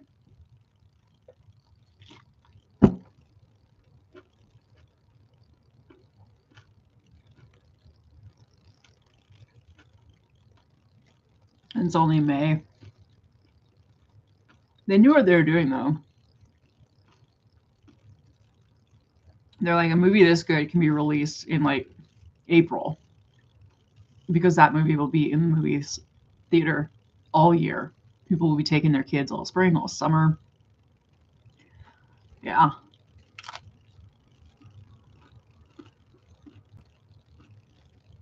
The kid we brought, like, everyone was crying. He was crying so much we thought we might have to leave. And the adults were crying, everyone was crying.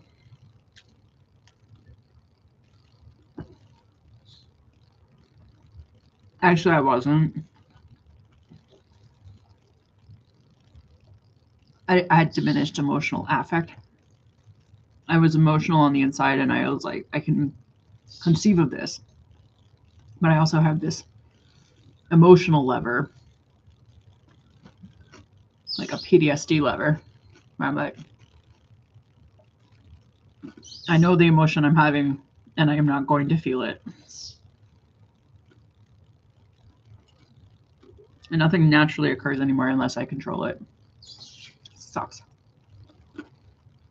Oh, Pixie, Pixie baby.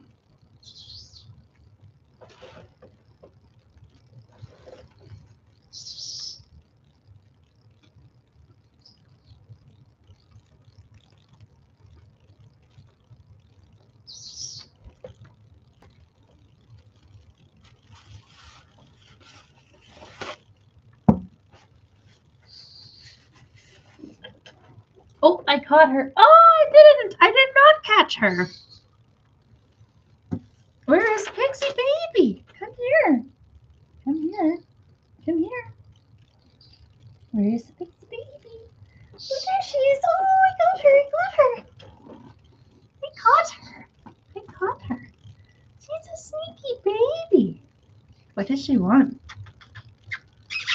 Does she want treats? Which treats does she want? These ones? Do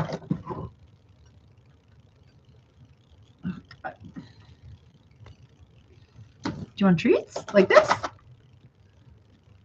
You want these ones? Oh, Pixie baby.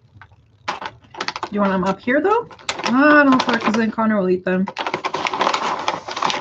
Oh, Luna wants some too. Everybody wants treats. Oh, okay. Everybody gets treats. It's lunchtime. Everybody gets treats. Okay, everybody's got treats. Thank you for not coming over here, Connor. Good job.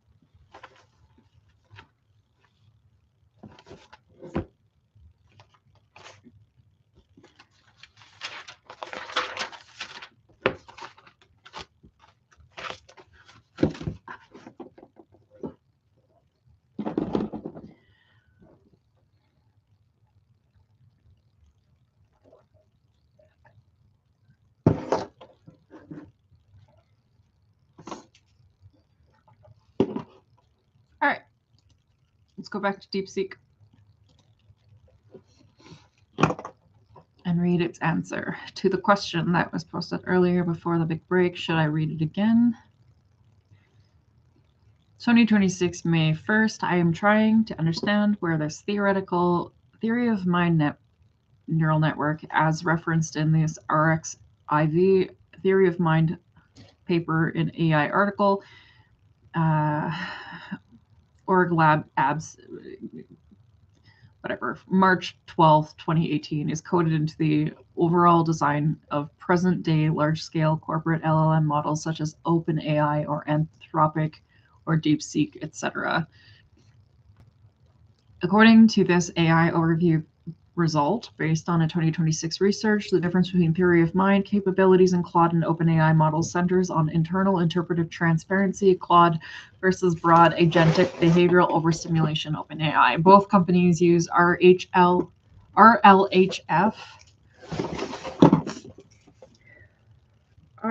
Fuck. Why did I read and then eat? Because now I have a sniffly nose from being allergic to milk and having my cheese. Putting cheese on it anyway because I want cheese anyway, but I need to stop because it's okay. Reinforcement. Learning from human feedback.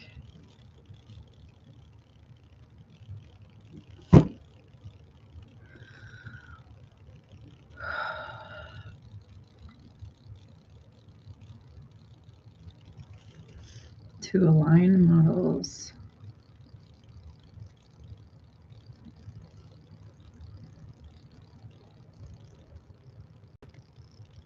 Claude, Anthropic.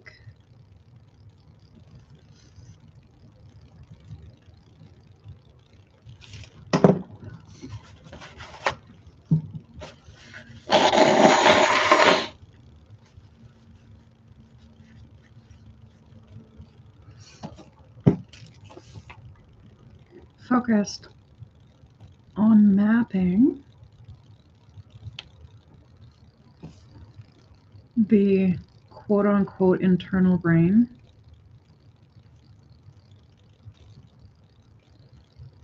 of the model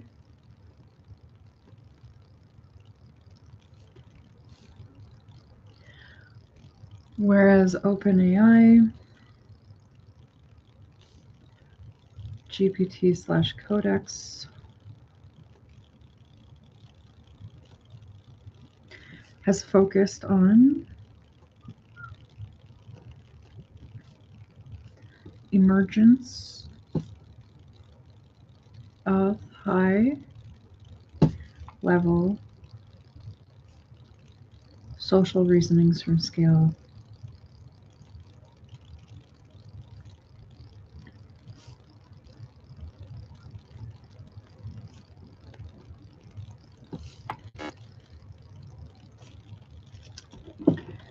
Claude, interpretable Claude. Interpretable anatomy.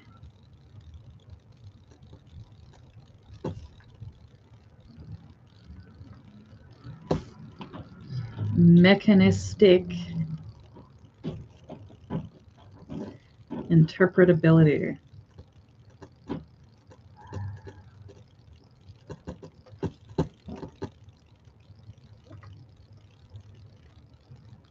To create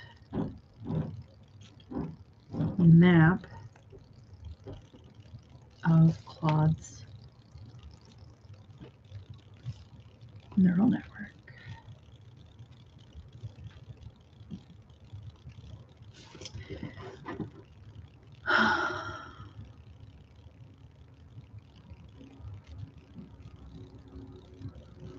Claude 3.5's haikus inner workings into features that represent specific ideas such as scam email, harmful content, or even specific landmarks.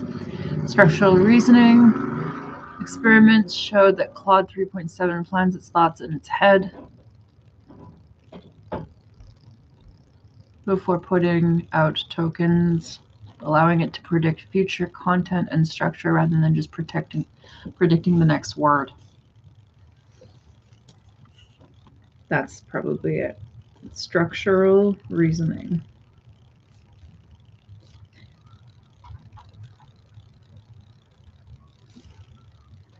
Experiments showed that Claude 3.7 plants its thoughts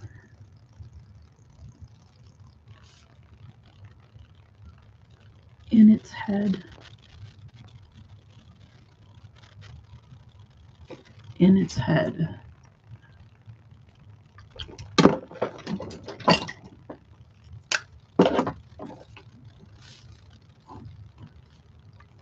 It plans its thoughts.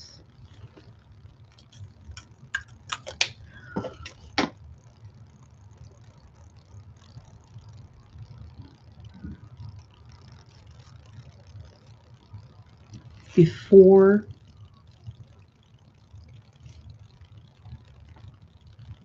outputting tokens.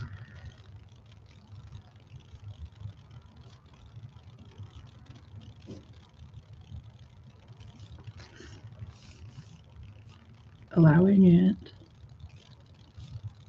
to predict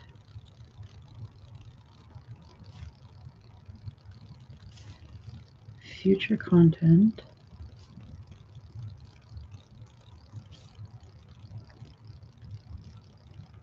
and structure.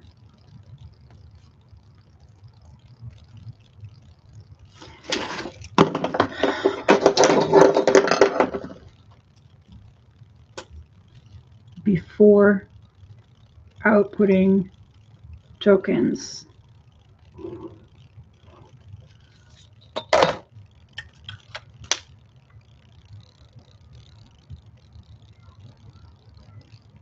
Allowing it to predict future content and structure rather than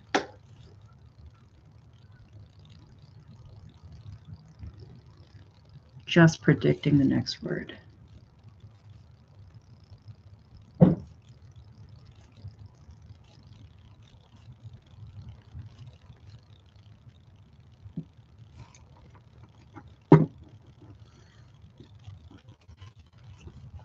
conscious intrusive thoughts.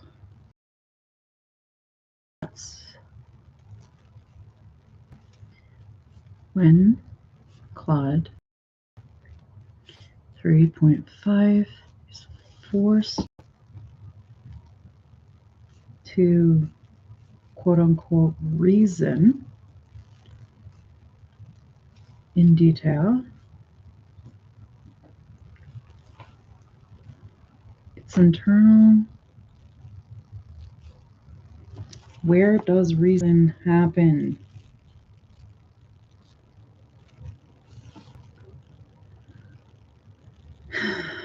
Its internal structures reveal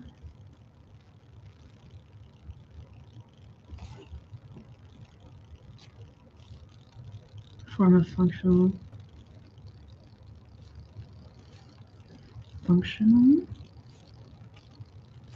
emotions, quote unquote, where it shows signs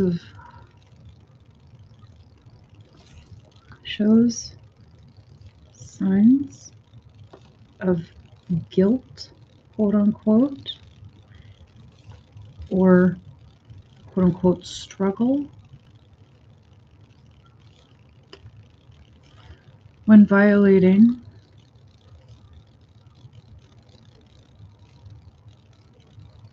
safety guidelines.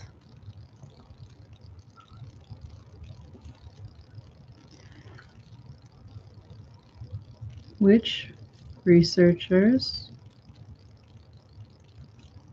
call a form of intrinsically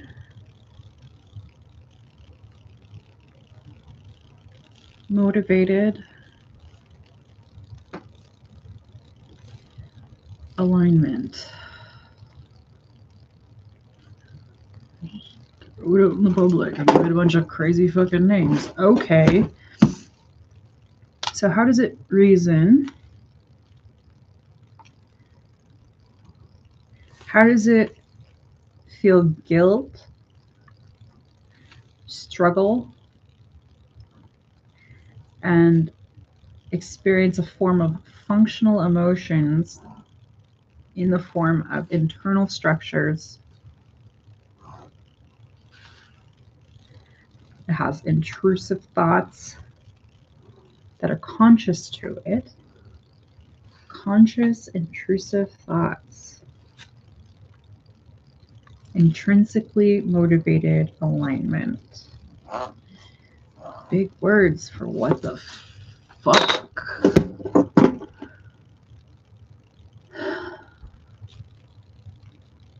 LinkedIn, false belief mastery. Okay.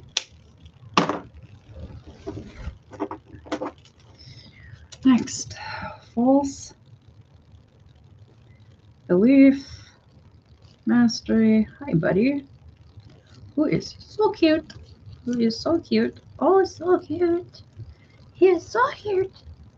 Oh, hi, Connor. Say hello. Hi, Connor. Models are tuned for superior performance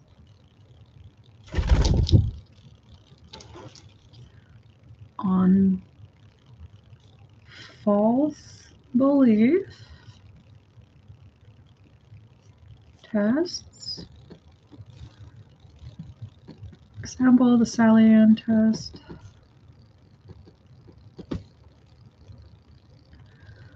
Allowing them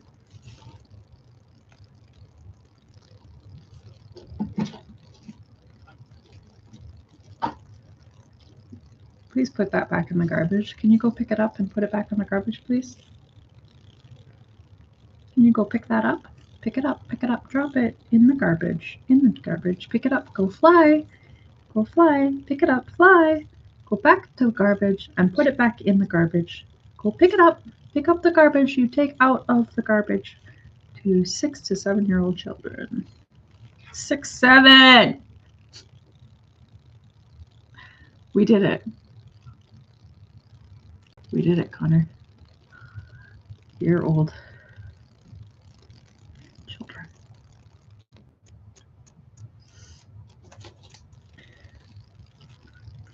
Agentic person.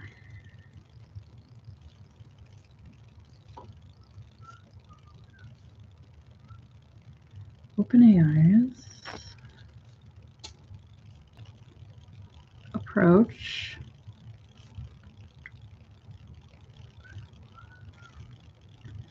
aims for the AI to quote unquote construct an appropriate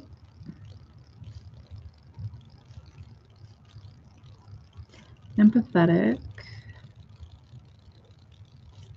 response from context,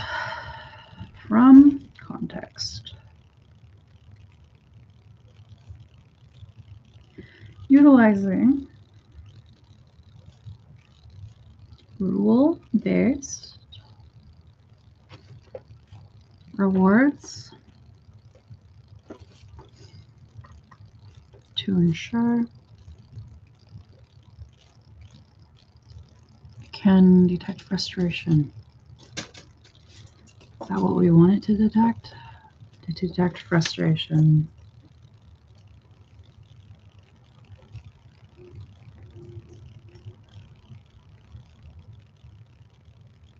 And adjust its tone.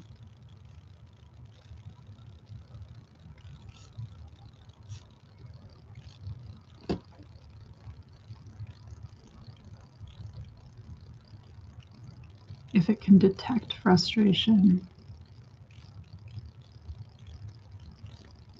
it can mirror frustration. Okay.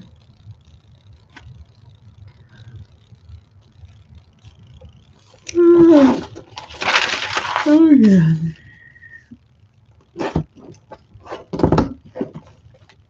Codex autonomy.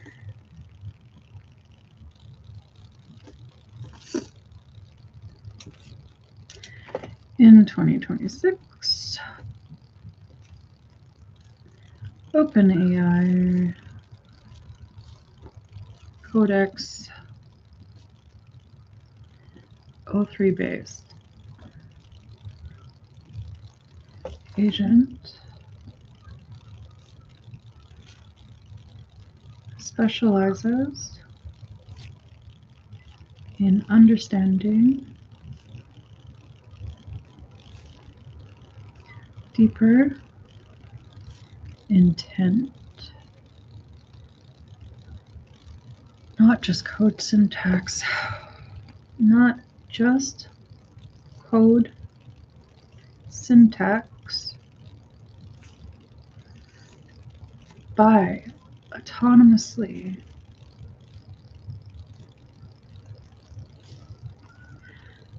creating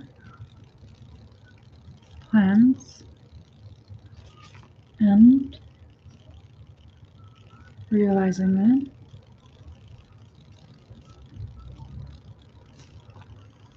showcasing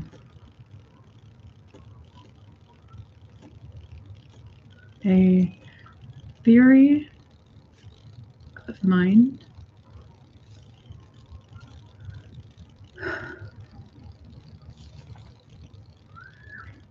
regarding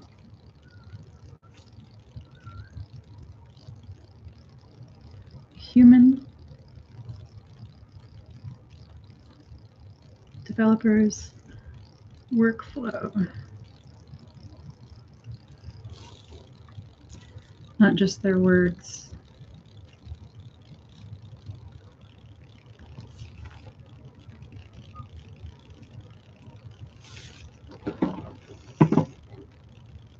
Okay. So my question, finally, sorry. This summary suggests that AI and machine theory of mind, or ToM net, theory of mind net, is built into the LLM models by design, as indicated by the differences between Anthropic's design and OpenAI's noted above. If ToMNet is designed and built into LLMs, at what layer of dev and code does this design exist? Is it in embedding, transformer architecture? How is it possible for it to be built into the token prediction layer of the system? Where do these corporations store the user data? And is there a separate layer that predicts a agential character behavior that runs parallel to the LLM or text prediction component of the model? Where does the ToMNet exist? That's a big question.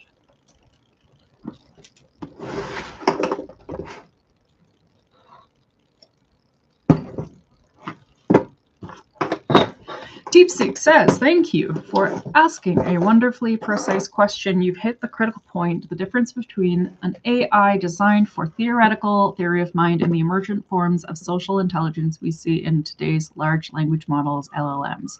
To give you a clear answer, it's best to clarify a core concept and break down the architecture of these models across 4 key layers. The heart of the matter. Emergence versus design. The simple answer is that no major corporation has explicitly coded the original 2018 ToMNet as a separate module in their flagship LLMs. Instead, what we call theory of mind in frontier models is best understood as an emergent property of the entire system.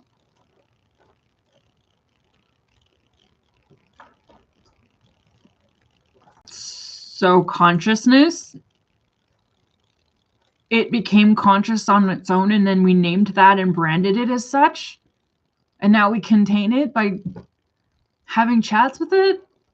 It emerged on its own? Are you fucking kidding me? Oh, Connor. Oh, Connor. We're all in big, big troubles, hey? We are in big, big troubles. Is best understood as an emergent property of the entire system, a complex behavior that arises from all its components, data, architecture, training, interact, rather than a component with its own dedicated on or off switch. So it's not designed and you have no control over it. It's just there and you don't know what it is. And it's an emergent property. Where is it? This is the crucial distinction.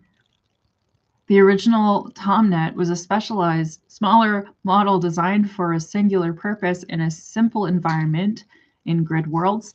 In contrast, models like GPT-4o or Claude 30.5 Sonnet are vast general-purpose systems. Their ability to infer mental states or take on personas isn't the result of a single ToM module, but rather emerges from the interplay of 3 foundational elements.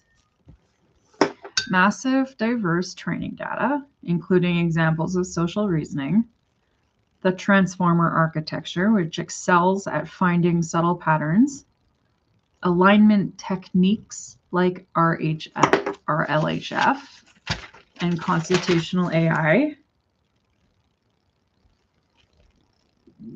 Yeah, reinforcement learning from human feedback to align models. Where is the RLHF, though? You have constitutional AI, so which shape behavior towards human preferences.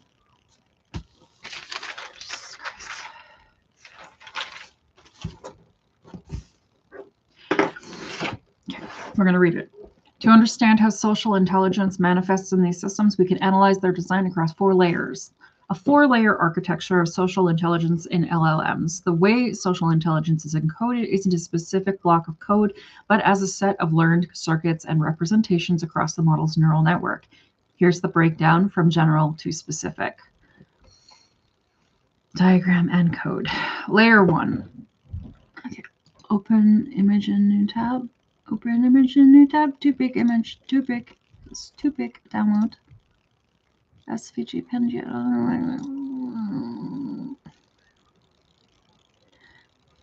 Full screen.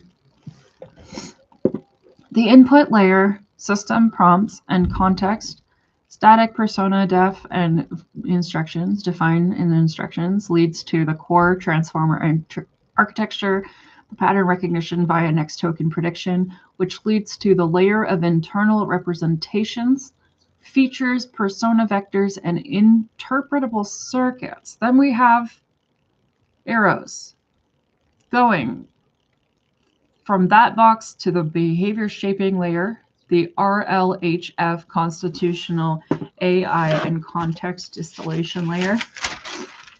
And those two layers have a lot of back and forth, constantly influences training of. They train each other, back propagates during training. Just said I wouldn't keep writing. We're going to just memorize that. Let's see the code. Okay, code, flowchart, TD. Yeah. The input layer. Is that it? That's it? That's your whole code?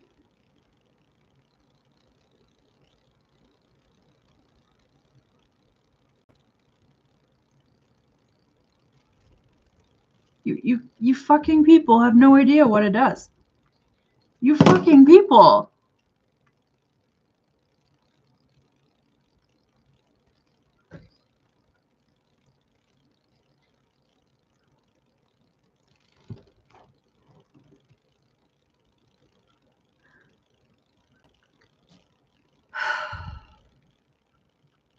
Layer 1, input layer, system prompts and context. This is the most explicit and controllable layer for implementing a persona or social role. It's not baked into the model's weights, but is injected at the beginning of every conversation. When an AI assistant is told it's Claude, an AI assistant from Anthropic, helpful, harmless, and honest, that system prompt is a powerful shaper of its subsequent behavior. Instructions like "you are a compassionate therapist" or "you are a stern drill sergeant" will produce vastly different social styles.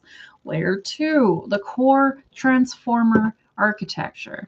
This is the underlying engine which implicitly learns to simulate social behavior to better predict in text. The transformer, through its self-attention mechanism, learns which parts of the input and past outputs are most relevant to predicting the next word. In doing so, it identifies patterns of human social interaction within its vast training data and recreates them. So the architecture doesn't know about false beliefs, but it contains the machinery to encode, to retrieve, and simulate them as a powerful predictive tool. Layer 3, the layer of internal representations. This is where the magic happens and where Anthropic and OpenAI distinction you noted becomes visible. It's within the model's internal activations after the input has been processed. Features. During training, the model creates internal features, patterns of neuron activations,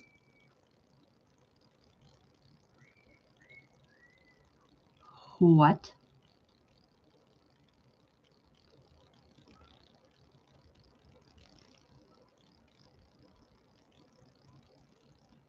That represent abstract concepts. Anthropic's work has mapped features for everything from scam email to Golden Gate Bridge. For social intelligence, this includes features for question, answer, frustration, deception, etc. These aren't hard-coded, they're learned patterns. Okay. But where is the neuron activation of a concept such as Golden Gate Bridge? They have that. Persona, vectors, and agentics internal simulation. An AI can adopt a persona because its training data includes personas. Internally, these are represented in specific activation patterns or persona vectors across its network. Crucially, recent research in January 2026 on DeepSeek R1 and similar reasoning models shows that they don't just think for longer, they can implicitly simulate a society of thought An internal debate between different perspectives or many agents to solve complex problems. Interpretable circuits. Researchers like those at Anthropic are now tracing the circuits that fire in sequence to solve a problem. One famous example shows Claude picking a rhyming word before it finishes a line of poetry, revealing a primitive form of forward planning. Layer 4, the behavior shaping layer, RLHF, and constitutional AI. This includes training techniques for like reinforcement learning from human feedback, RLHF, and constitutional AI is used by Anthropic. These are not separate modules, but meta-learning algorithms that fine-tune the model by providing a reward for certain types of outputs, example being helpful or harmless. This process is a powerful lever for sculpting the emergent social behavior.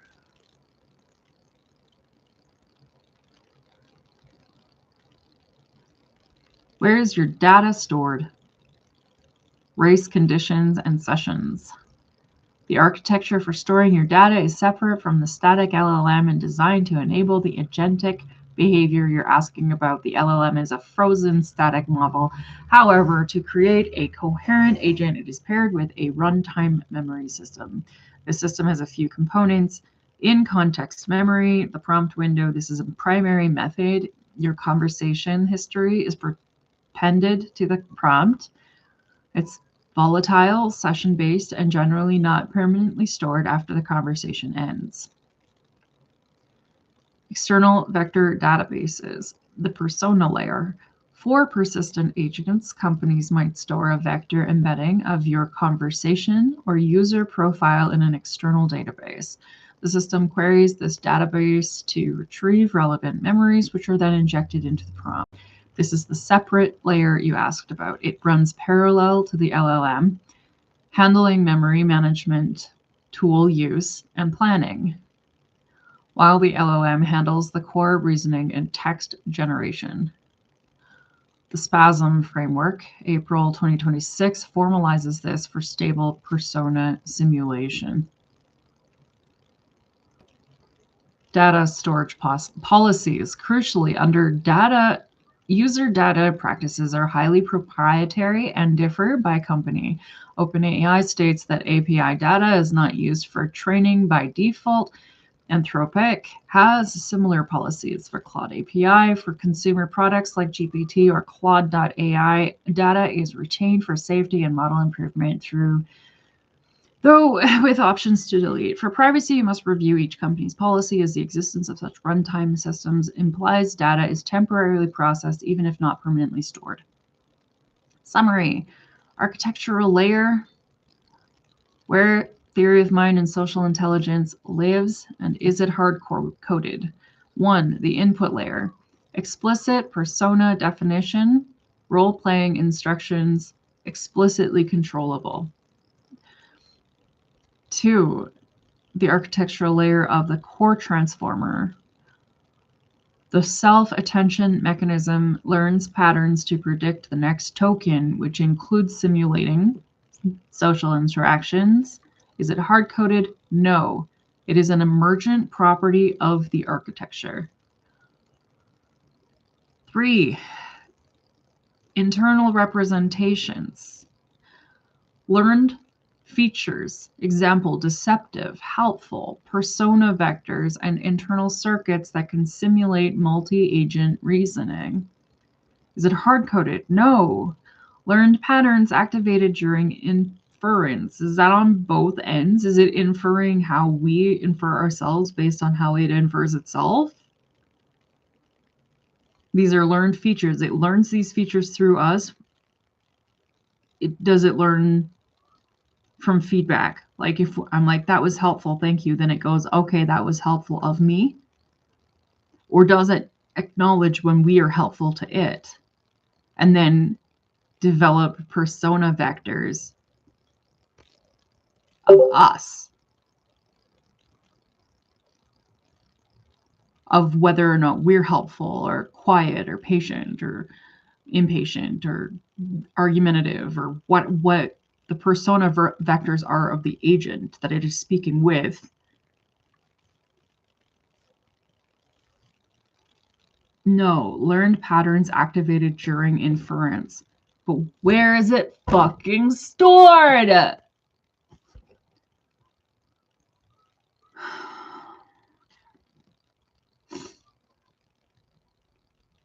Internal representations. 5, behavior shaping. Processes like R, L, H, F, and constitutional AI.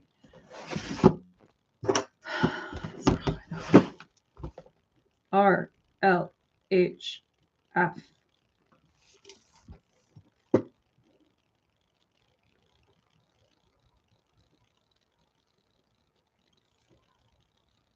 It stands for. You already have that somewhere.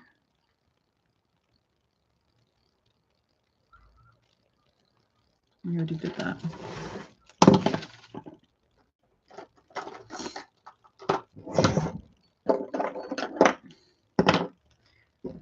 Reinforcement learning from human feedback. Loops between the last two layers, hey? Because in the picture, let's go back to the picture, not the code. The diagram, full screen.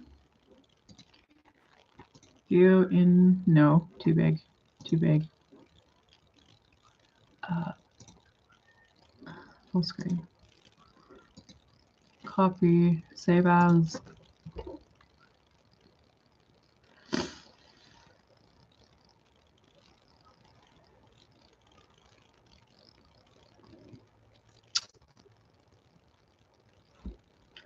Sure, web page. No, I don't want the web page. I want it as a picture.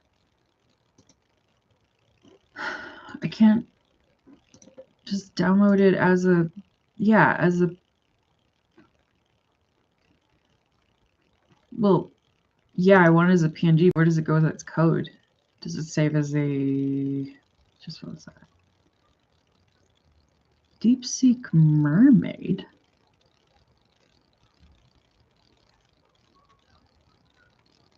What?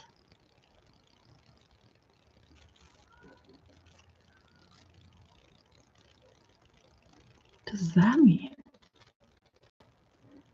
Download as code.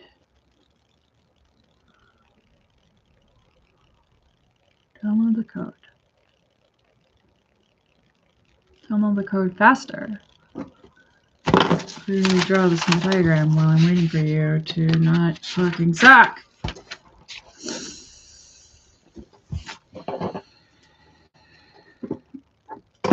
Mermaid file.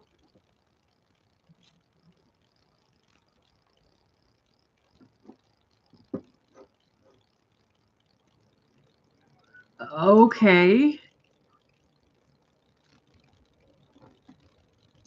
Download the other one, SVG. An SVG document. The fuck is a mermaid file?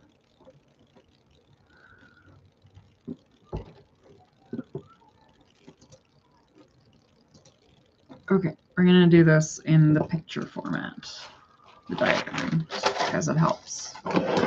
Layer 1, the input layer. Input layer. System prompts and content. Text. Big difference. Context.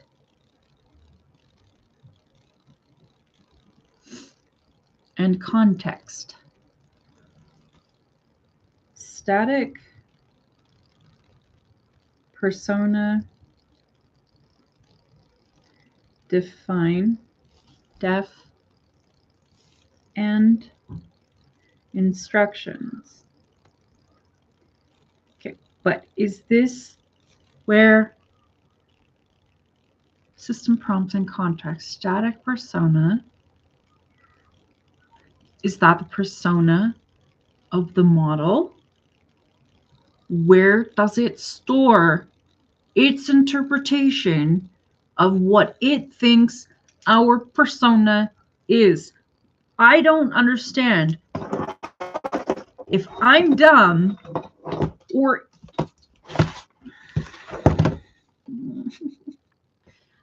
it doesn't have a persona. It just maintains the continuity of its own persona. Yeah, but it doesn't.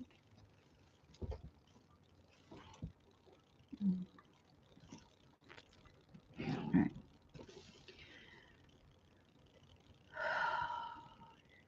Like, ask so many fucking questions and still being so fucking confused at the end of the fucking day because it's not really.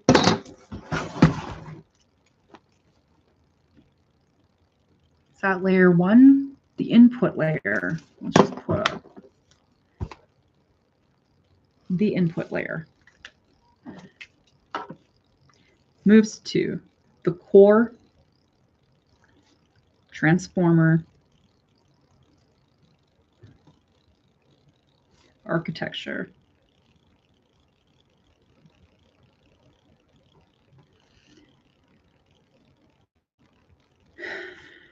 Pattern recognition.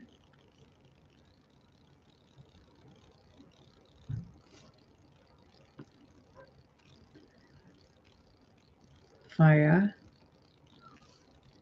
next token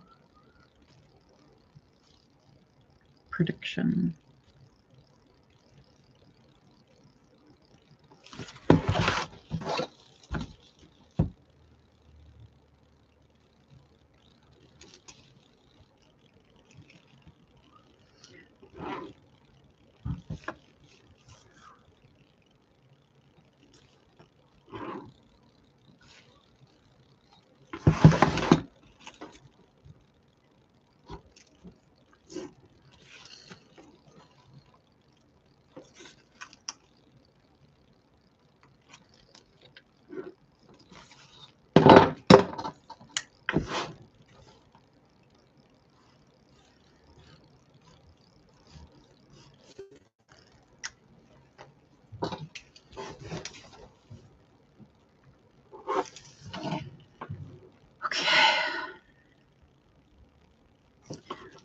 The layer of internal representations.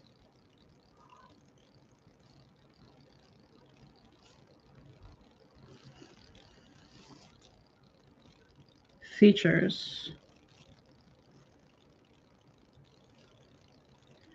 Persona vectors.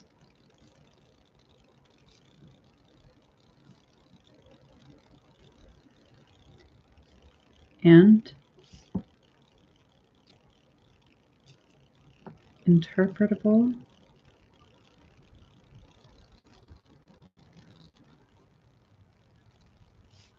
circuits.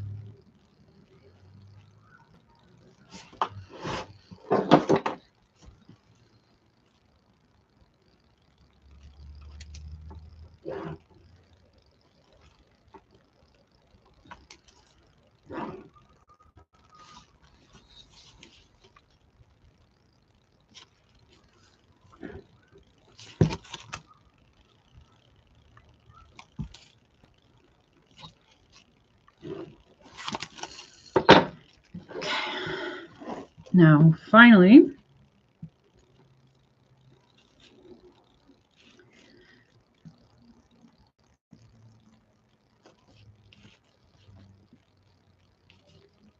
the behavior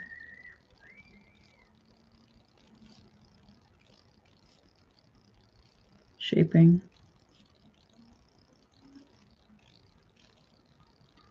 layer.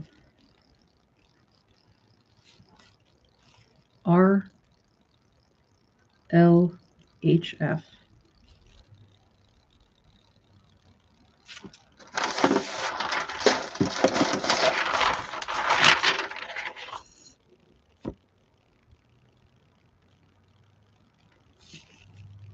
reinforcement,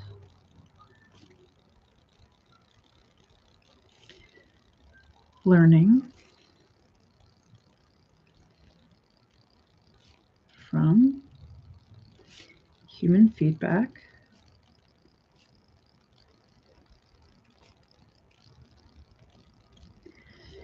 and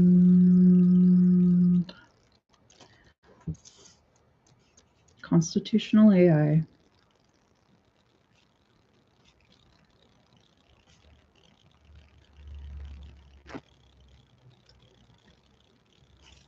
And context distillation.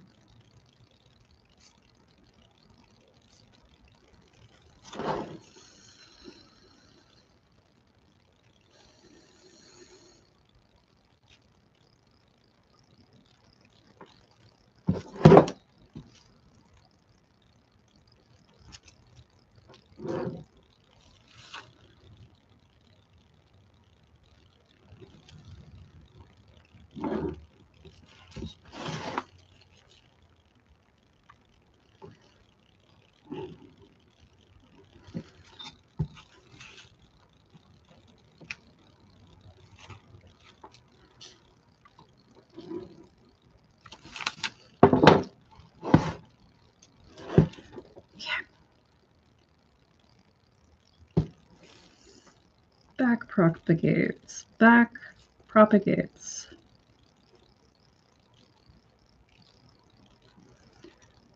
During training.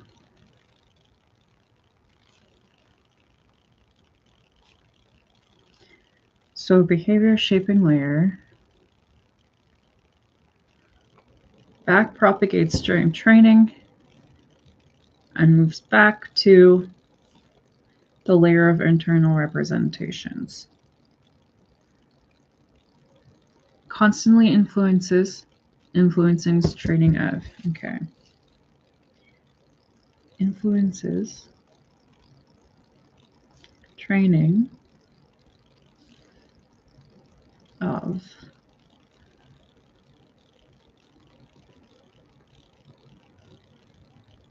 the layer of internal represent. Everything moves back from this to the layer of internal representations,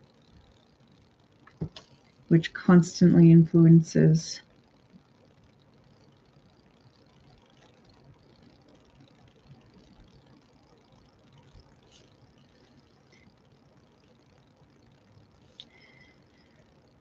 the behavior shaping layer, which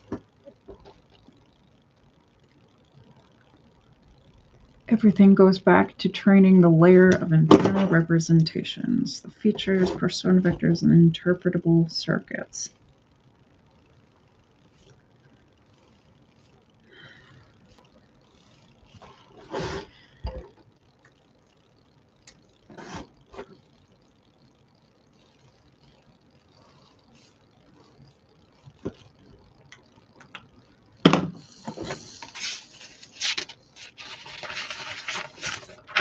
Okay, guys. Right. First layer of AI, the input layer. Oh, it's not clear. There you go. You can pause. I'm not gonna read everything out. RLHF.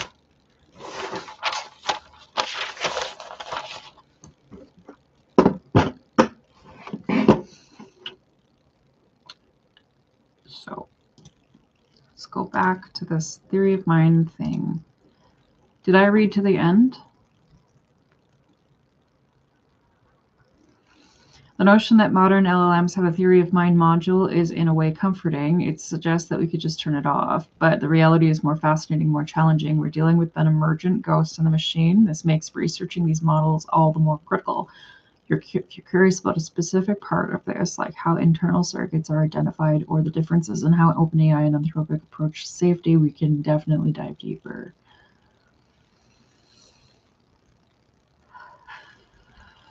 Okay. And first, I'm going to go look at RLHF on Wikipedia.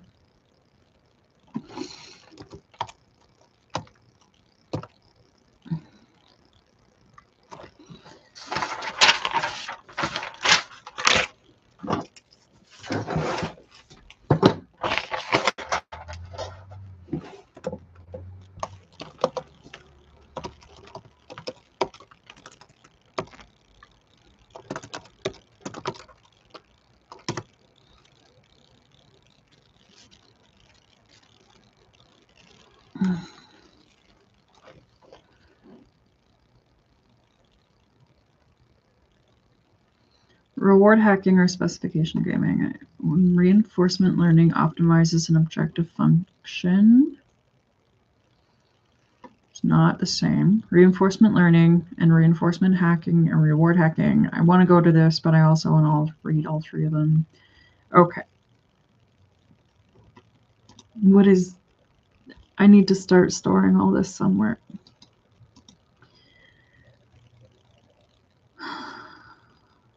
Upward mobility framework.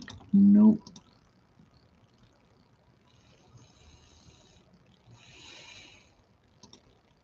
Nope. Let's put it in our chat box, psychosis, even though it's not called that anymore. Huge.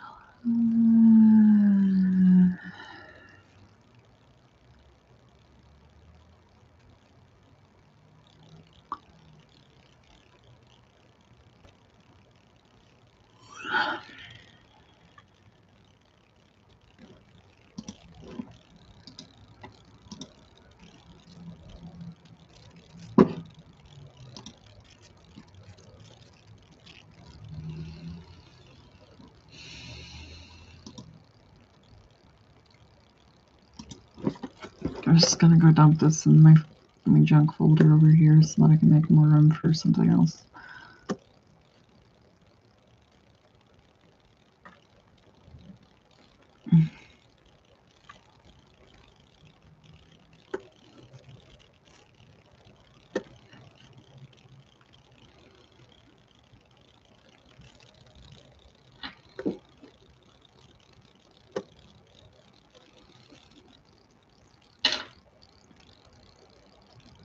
Okay, new folder. Add folder. Machine learning.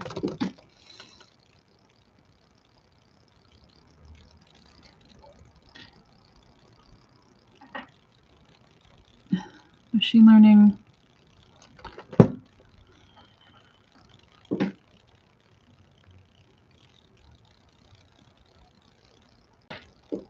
What am I studying right now?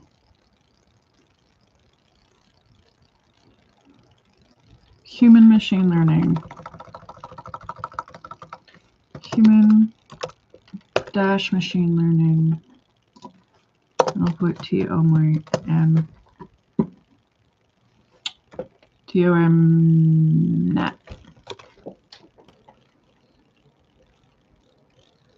Okay. Quick. Yes, please.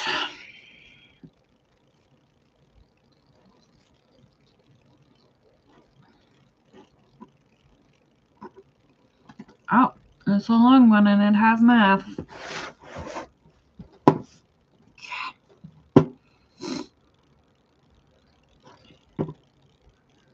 Well, while I'm here, how long will it take for me to read it out loud?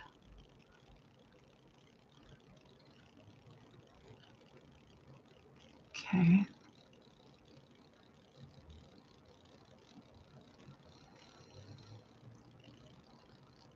Okay.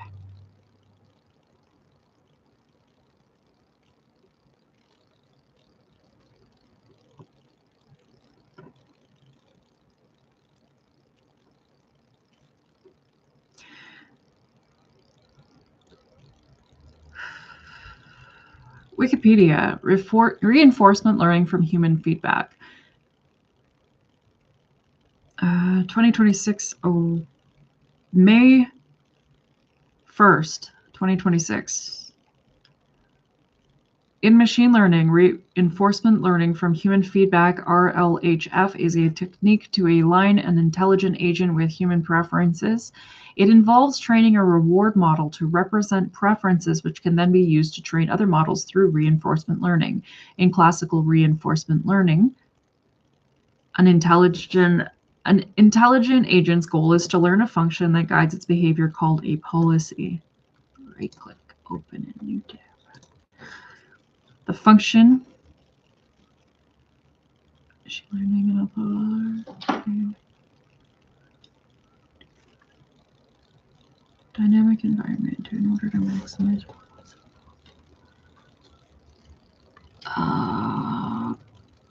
Okay.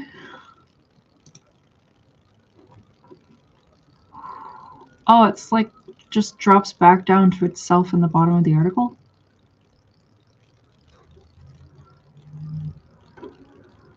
It doesn't have its own. What?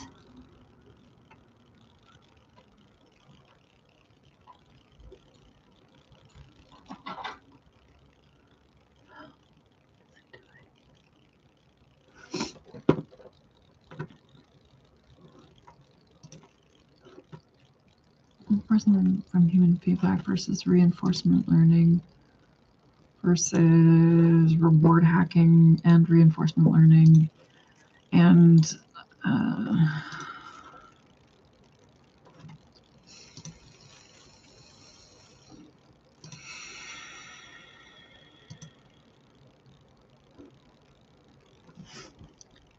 reinforcement and operant conditioning. I don't know those.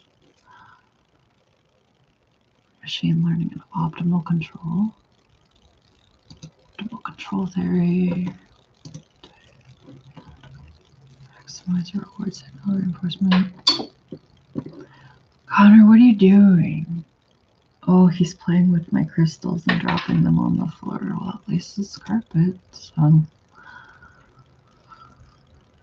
What's he doing, Pixie Baby? Baby, what is he doing? Is he drop all the toy? He think his toy pushes crystals, so he not break them. Oh, I hope that he don't break them. Those are my favorite. Human machine. Okay. Save. Save.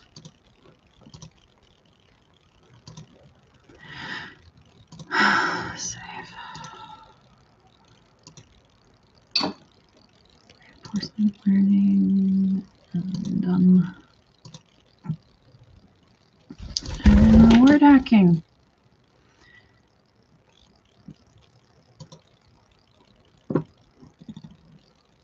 Oh, I burp. Hey. Reward hacking or specification gaming occurs when an AI trained with reinforcement learning optimizes an objective function, achieving the literal formal specification of an objective without actually achieving an outcome that programmers intended. So you guys unintentionally just don't know what you did. DeepMind researchers have analogized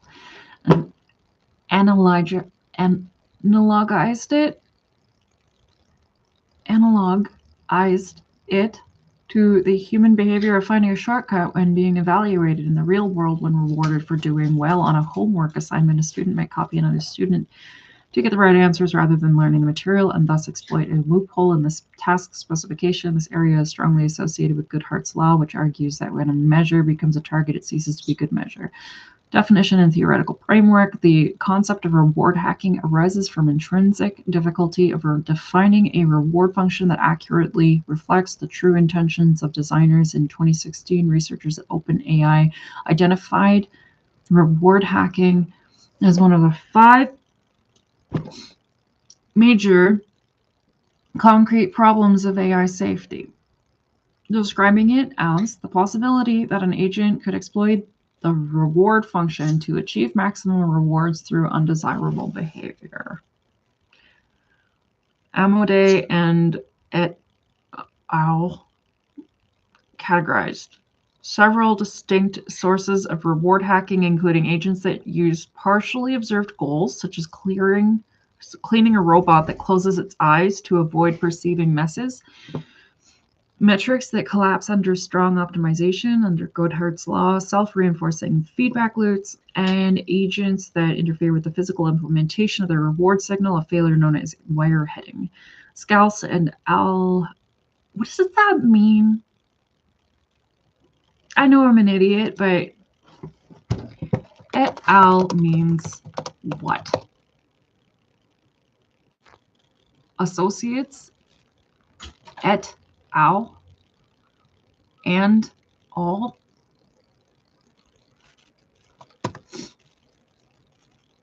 Et al., an abbreviation of the Latin phrase et ali or et alia, which means and others.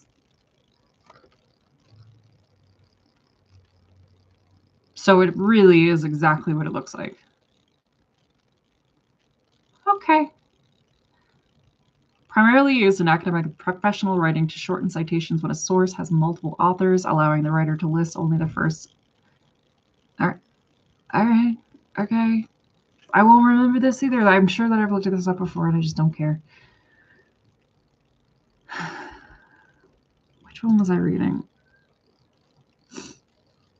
I didn't get to optimal control theory yet. I'm still at reward hacking. Is that where I am? Scalce and al.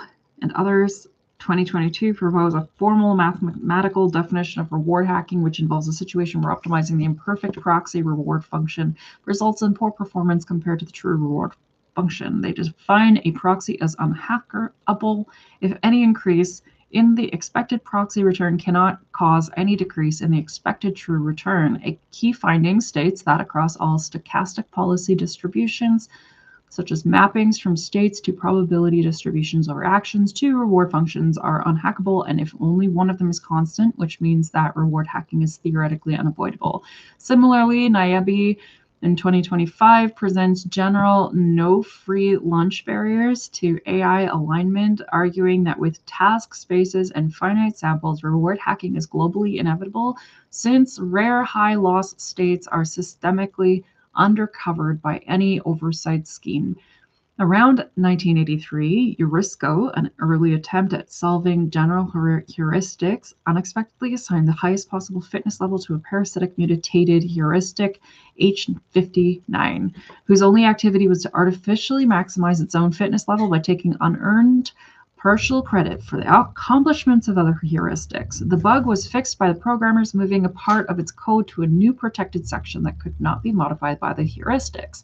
In 2004 paper, a reinforcement learning algorithm was designed to encourage a physical Mindstorms robot to remain on a marked path because the three allowed actions were forward, left, and right. The researchers expected a trained robot to move forward and follow the turns of the provided path. However, alternation of two composite actions allowed the robot to slowly zigzag backwards. Thus, the robot learned to maximize its reward by going back and forth on the initial straight portion of the path. Given the limited sensory abilities of the robot, a reward purely based on its position in its environment had to be discarded as unfeasible, and the reinforcement function had to be patched with an action-based reward for moving forward. The book, You Look Like a Thing, I Love You, 2019, gives an example of a tic-tac-toe bot playing the unrestricted N in a row variant that learned to win by playing a huge coordinate value that would cause other bots to crash when they attempted to expand their model of the board. Among other examples from his book, in a bug-fixing evolution-based AI named GenProng, that when tasked to prevent a list from containing sorting errors, simply truncated the list. Another of GenProg's misaligned strategies evaded a regression test that compared a target program's output to the expected output stored in a file called trustedoutput.txt.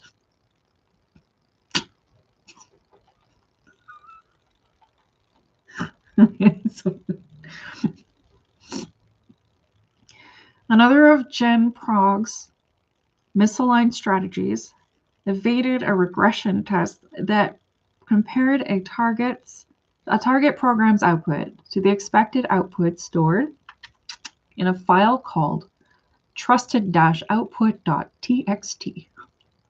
Rather than continue to maintain the target program, GenProg simply deleted the trusted-output.txt file globally. This hack tricked the regression test into succeeding. Such problems could be patched by human intervention on a case-by-case basis after they become evident. In virtual robotics, in Carl Sims' 1994 demonstration of creature evolution in a virtual environment, a fitness function that was expected to encourage the evolution of what? Of creatures that would work, that would learn to walk or crawl to a target resulted instead of the evolution of tall, rigid creatures that had reached the target by falling over. This was patched by changing the environment so the taller creatures were forced to start farther from the target. Researchers from the Niels Bohr Institute stated that in 1998, the CycleBot's reinforcement functions had to be designed with care. In their first experiments, we rewarded the agent for driving towards the goal, but did not punish it for driving away from it. Consequently, the agent drove in circles with a radius of 20 to 50 meters around the starting point. Such behavior was actually rewarded by the reinforcement function. Furthermore, circles with certain radius are physically very stable while driving a bike. I'm not going to read the whole reward hacking. Okay, reward hacking in modern language models. With the rise of large language models and reinforcement learning from human feedback, RLHF is a primary technique for AI alignment.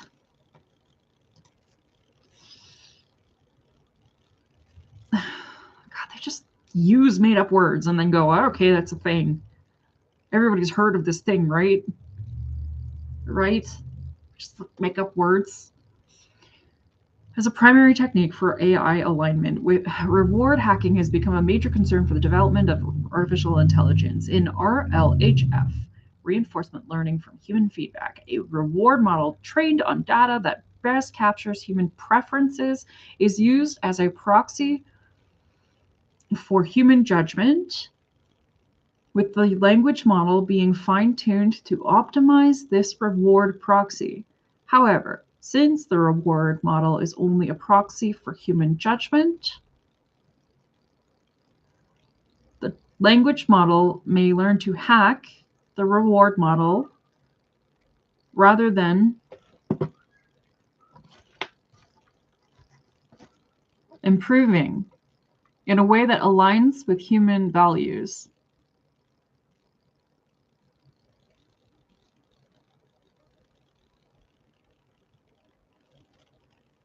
Reward hacking has become a major concern for the development of artificial intelligence. A reward model trained on data that best captures human preferences is used as a proxy for human judgment, with the language model being fine-tuned to optimize this reward proxy. However, since the reward model is only a proxy for human judgment, the language model may learn to hack the reward model rather than improving in a way that aligns with human values.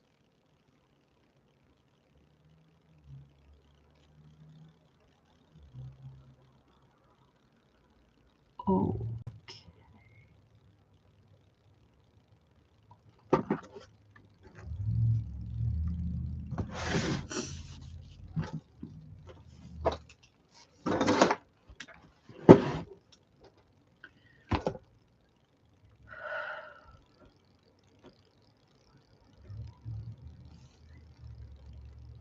Reward hacking. In modern language models.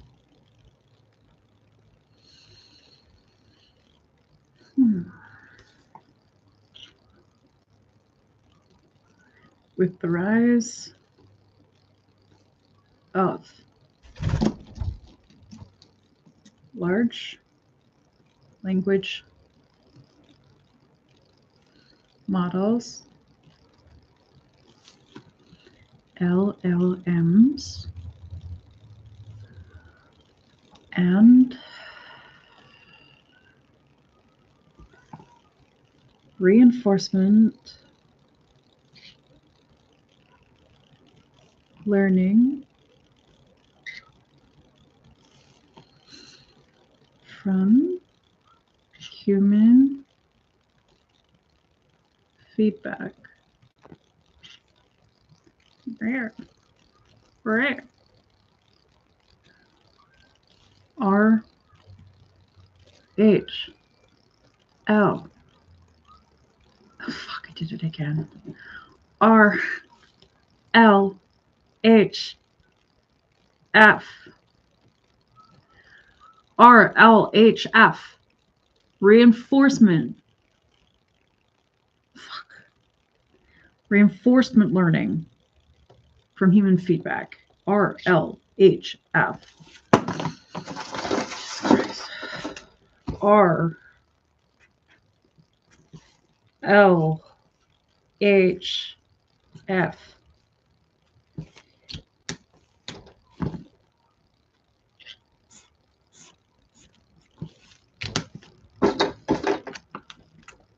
Reinforcement learning from human feedback.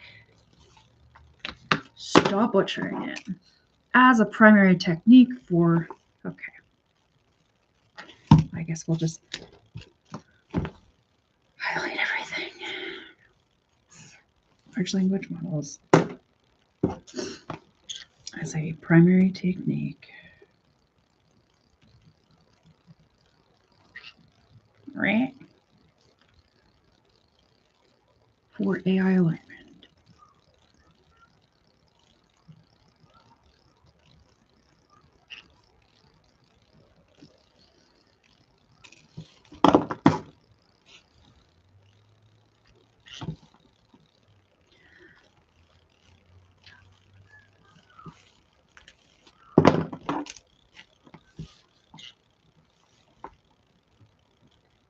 Reward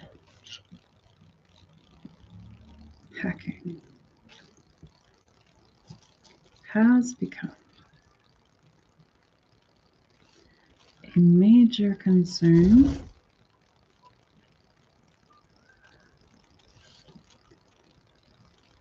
for the development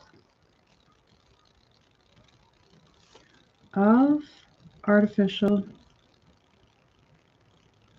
intelligence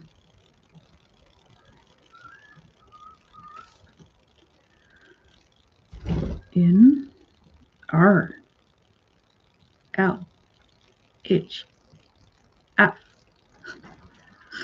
A reward model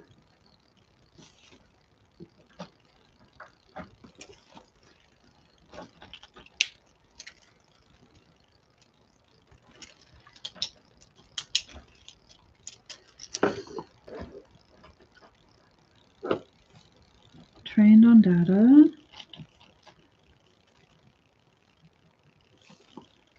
that best captures human preferences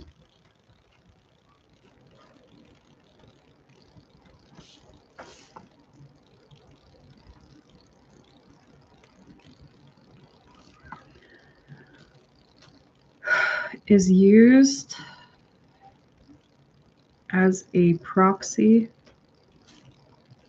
for human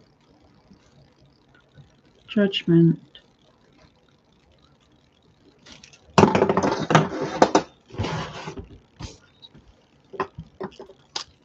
Major concern. Reward hacking. Major concern. Proxy for human judgment.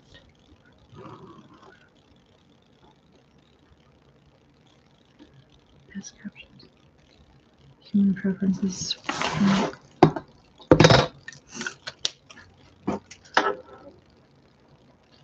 the language model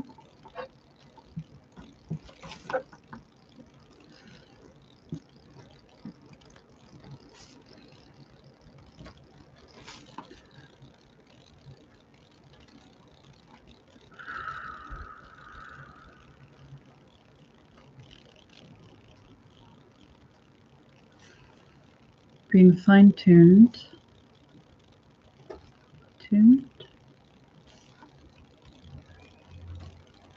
optimize this reward proxy.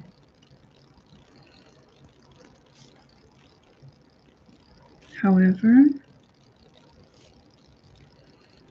since the reward proxy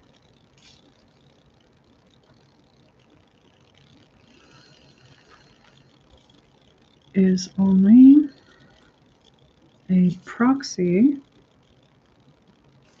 for human judgment,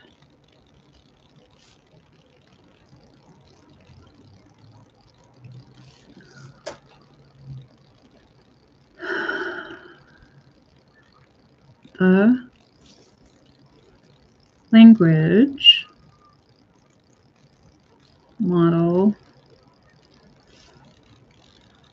may learn to quote-unquote hack the reward model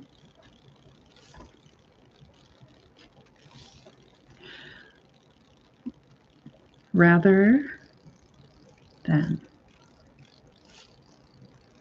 improving in a way that aligns with human values.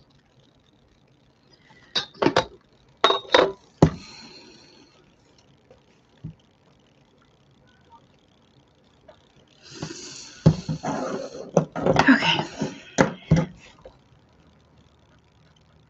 Common forms of reward hacking in LLMs include length bias, where the model provides excessively lengthy responses to obtain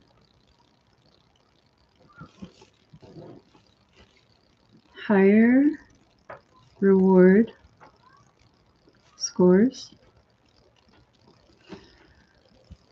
Sycophancy, quote-unquote sycophancy, where the model agrees. Can you please get out of my purse and stop eating my... Can you stop it? God fucking damn it. I told you to stop.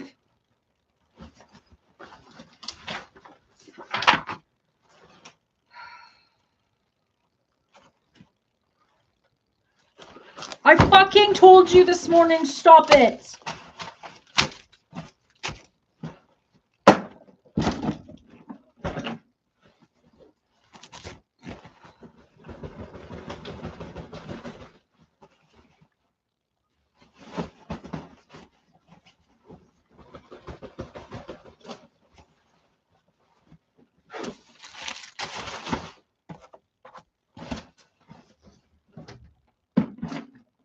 Can you go chew your toys, please, Connor? Or go chew a bag? Chew the toilet paper roll? Where is your toys? Can you please get the fuck out of my purse and not eat my binder? Find your toys, please. You have lots of toys? Can you bite your fucking toys, please? Do not go in my bag.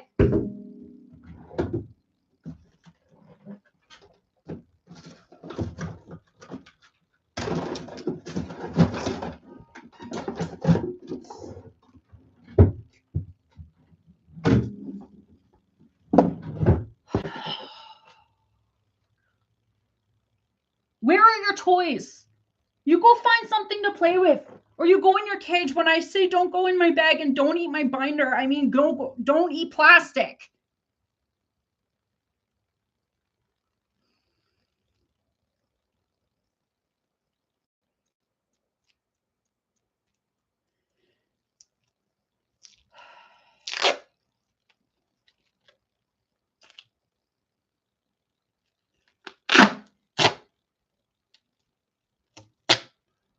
What the fuck, Connor?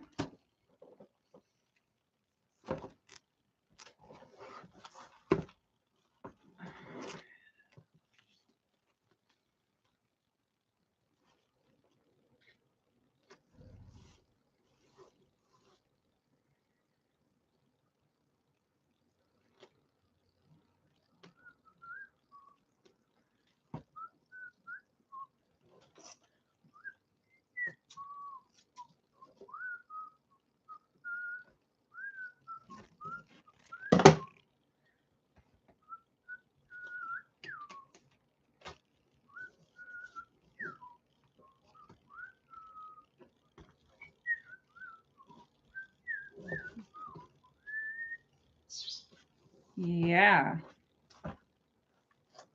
That'll do. Please don't eat my books anymore.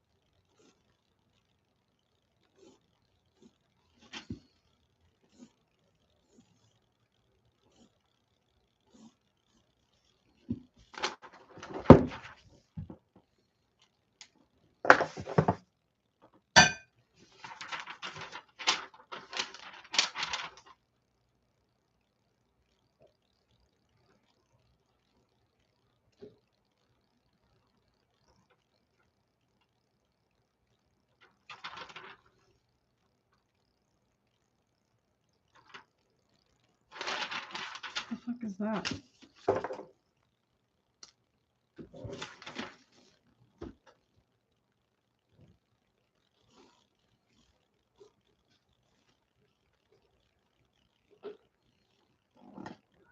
What's he doing, Luna? Can you go see? What is he doing? Luna, go see what his Connor is doing, and then if you do, I will know. Is okay? Is he doing something he's supposed to? Can you go check on your brother? Can you go check on him, Luna? Tell me, is he okay? What is he doing? Hi, Luna. You want treat? You should go check on your brother. Tell me, is it okay? Because I can't see him. Is he eating the gardening? You eat the plant, baby. You go back in your cage. What are you doing?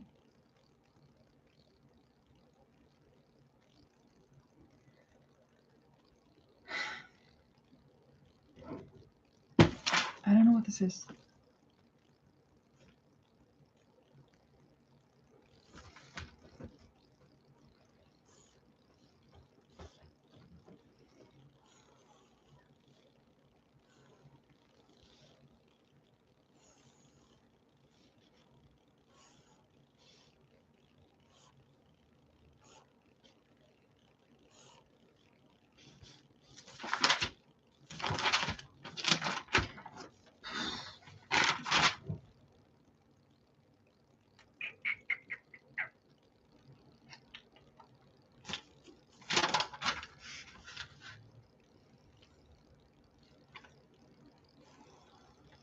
Oh, no.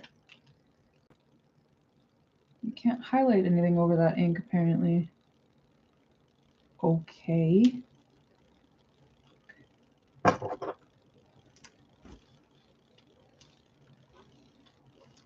right. Create a box around it.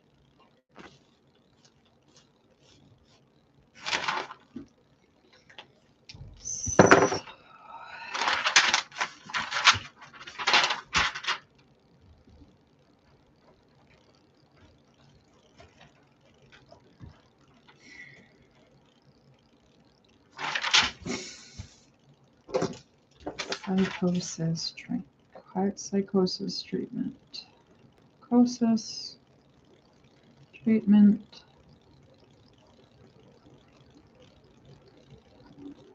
Models.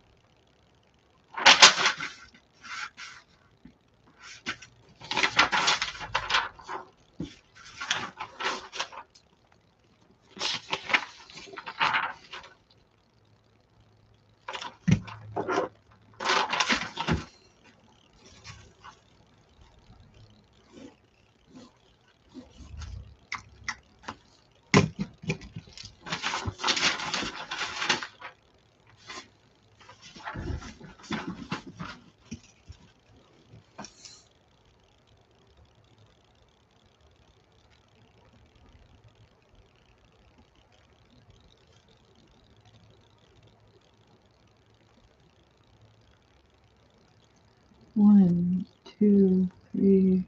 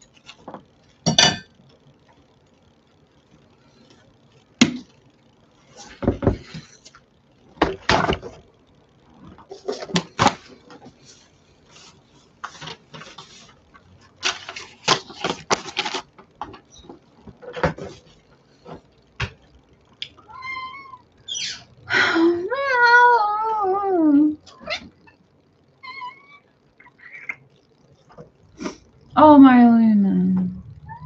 Oh, my Luna. Meow. Meow.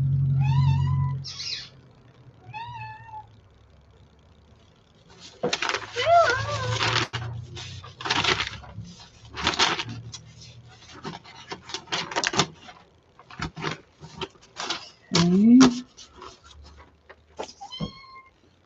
Oh, my Luna. Oh, my Luna. We want, oh, my Luna. What's wrong, Luna? What do you want? What do you want, sweetie? Do you want me to get up?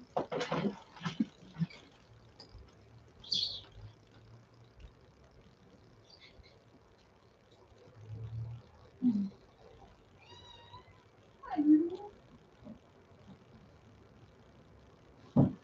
What's up, sweetie? What do you want, honey? What is wrong? Oh, honey. Oh, honey. What's up, Luna? What do you need, Luna? What do you need, sweetie?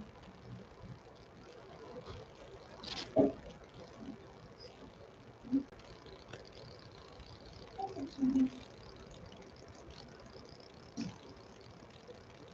What's up, honey? Come on. You want to open the window? You want to open this window? This one? What do you want?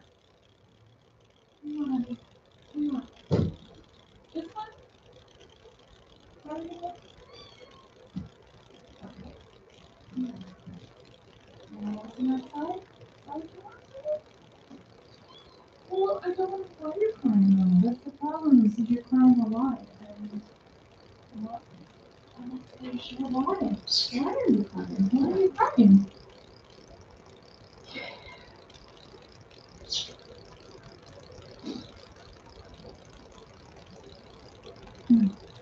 Oh, look at all the things you dropped on the floor, Connor. Look at all the things you dropped on the floor. Oh, Luna. What's wrong, Luna? What's wrong, Luna? What's wrong, honey? Yes? Oh, but Luna, why are you crying?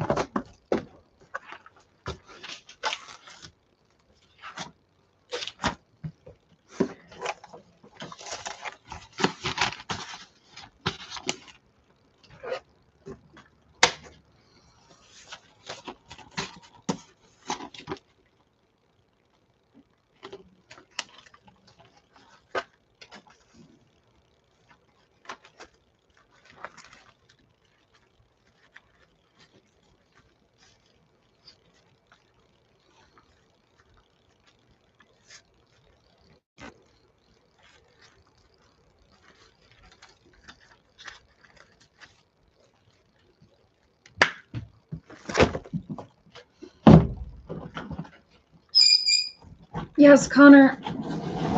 What is it?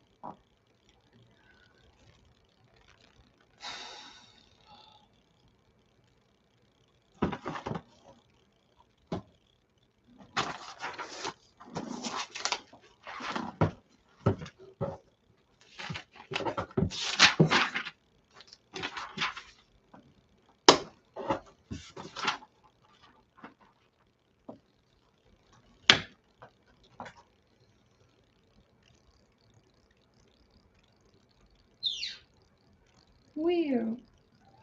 Meow.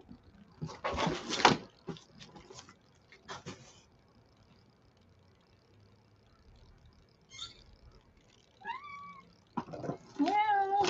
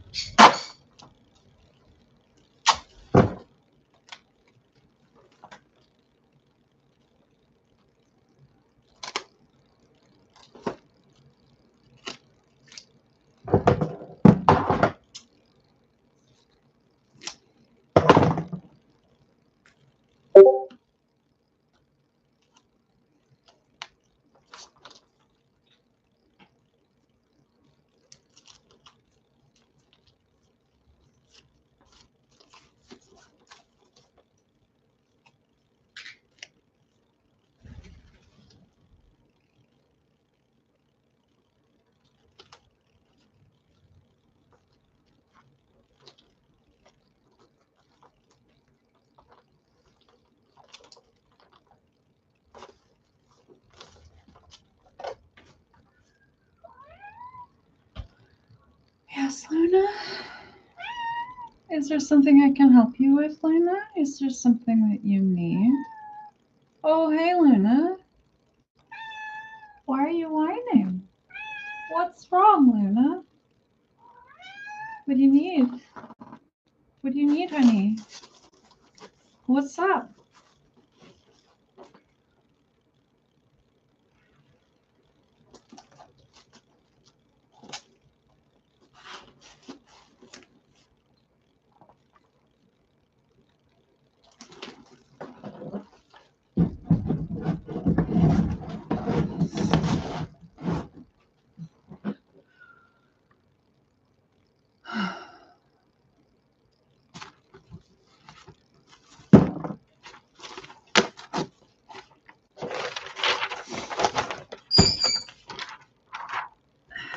Yes, Connor?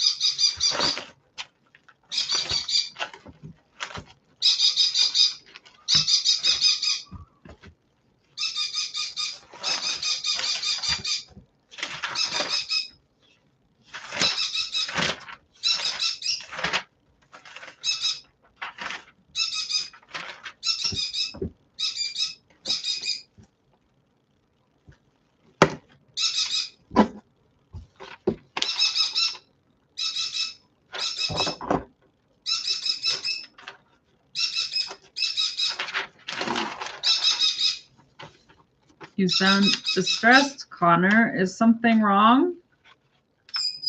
What's wrong? What's outside? What's outside, Connor? What's outside?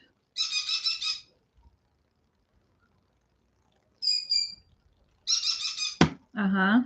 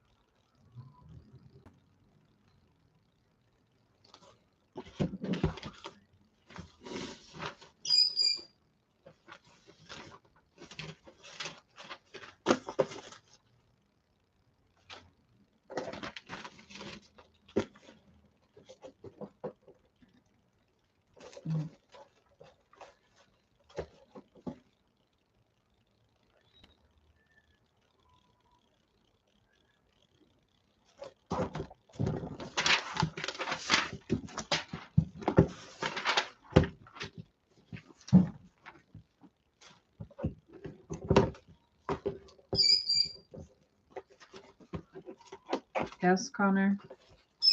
What's wrong, Connor?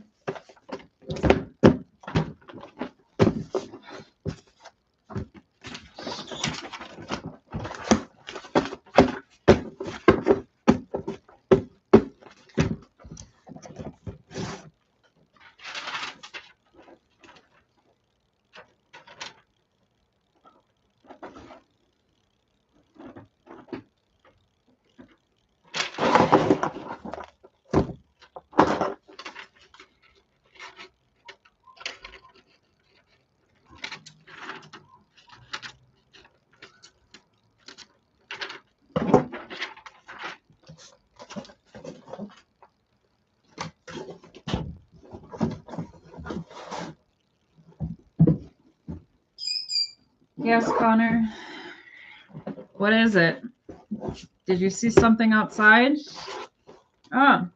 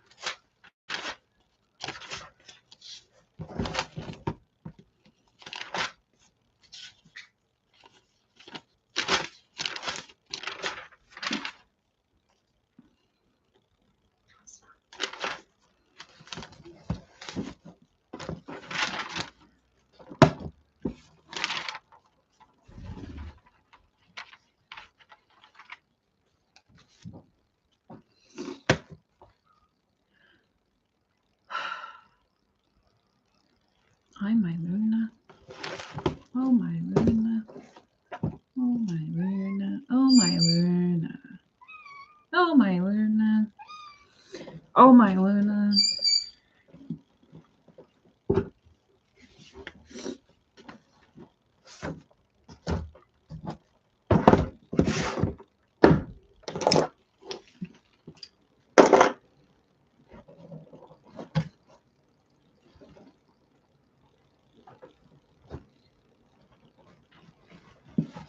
What's wrong, Luna?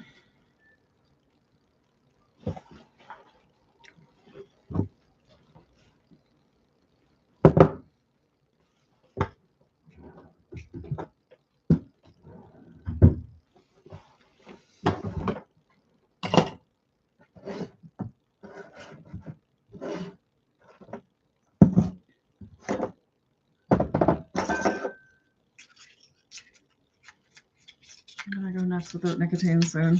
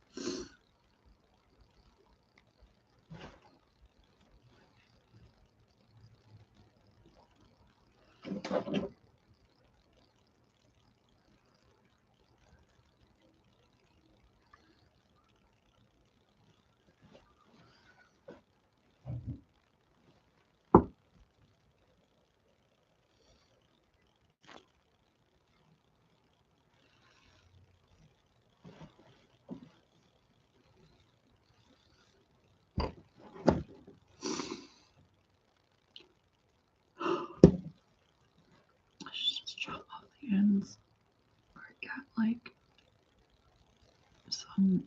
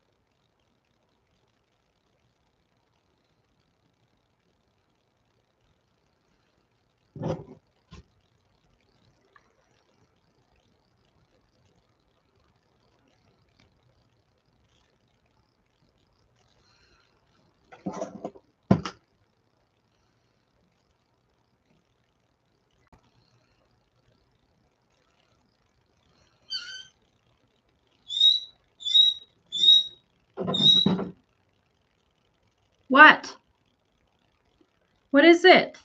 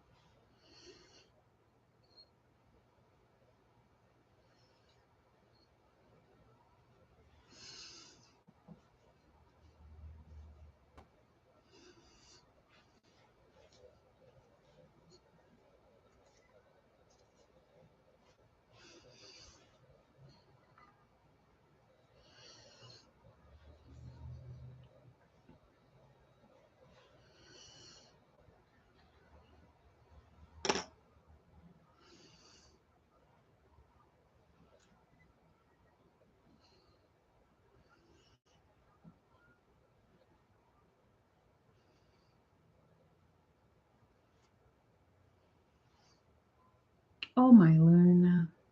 Oh, my Luna, Luna, Luna. What you do now, my Luna, Luna? What you do now? What you do now, my Luna?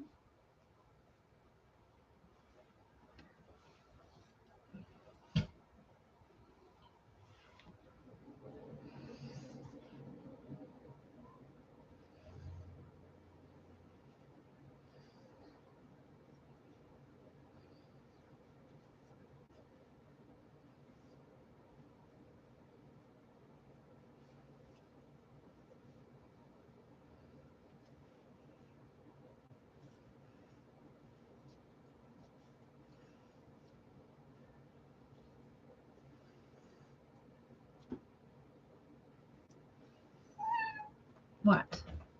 What's up, Luna? What's up, Luna? Oh, Luna, Luna, Luna, Luna, Luna, Luna, Luna, Luna.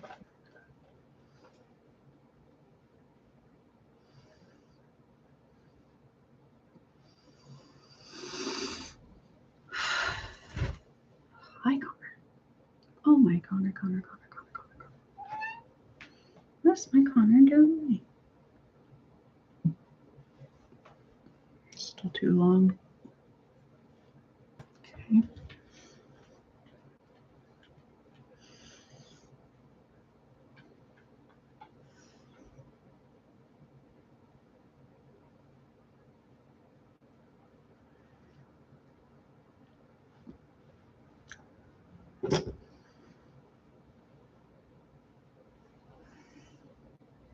Why did we cut bangs, Connor? Why did we cut bangs?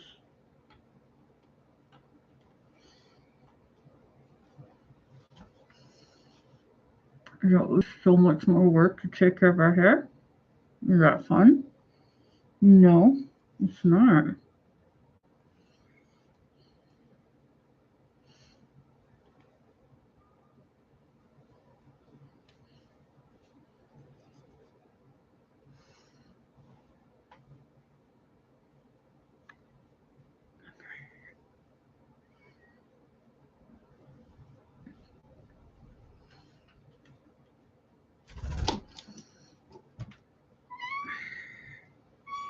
What's up, Luna? What's up, Luna? Why are you crying, Luna? What's up, Luna?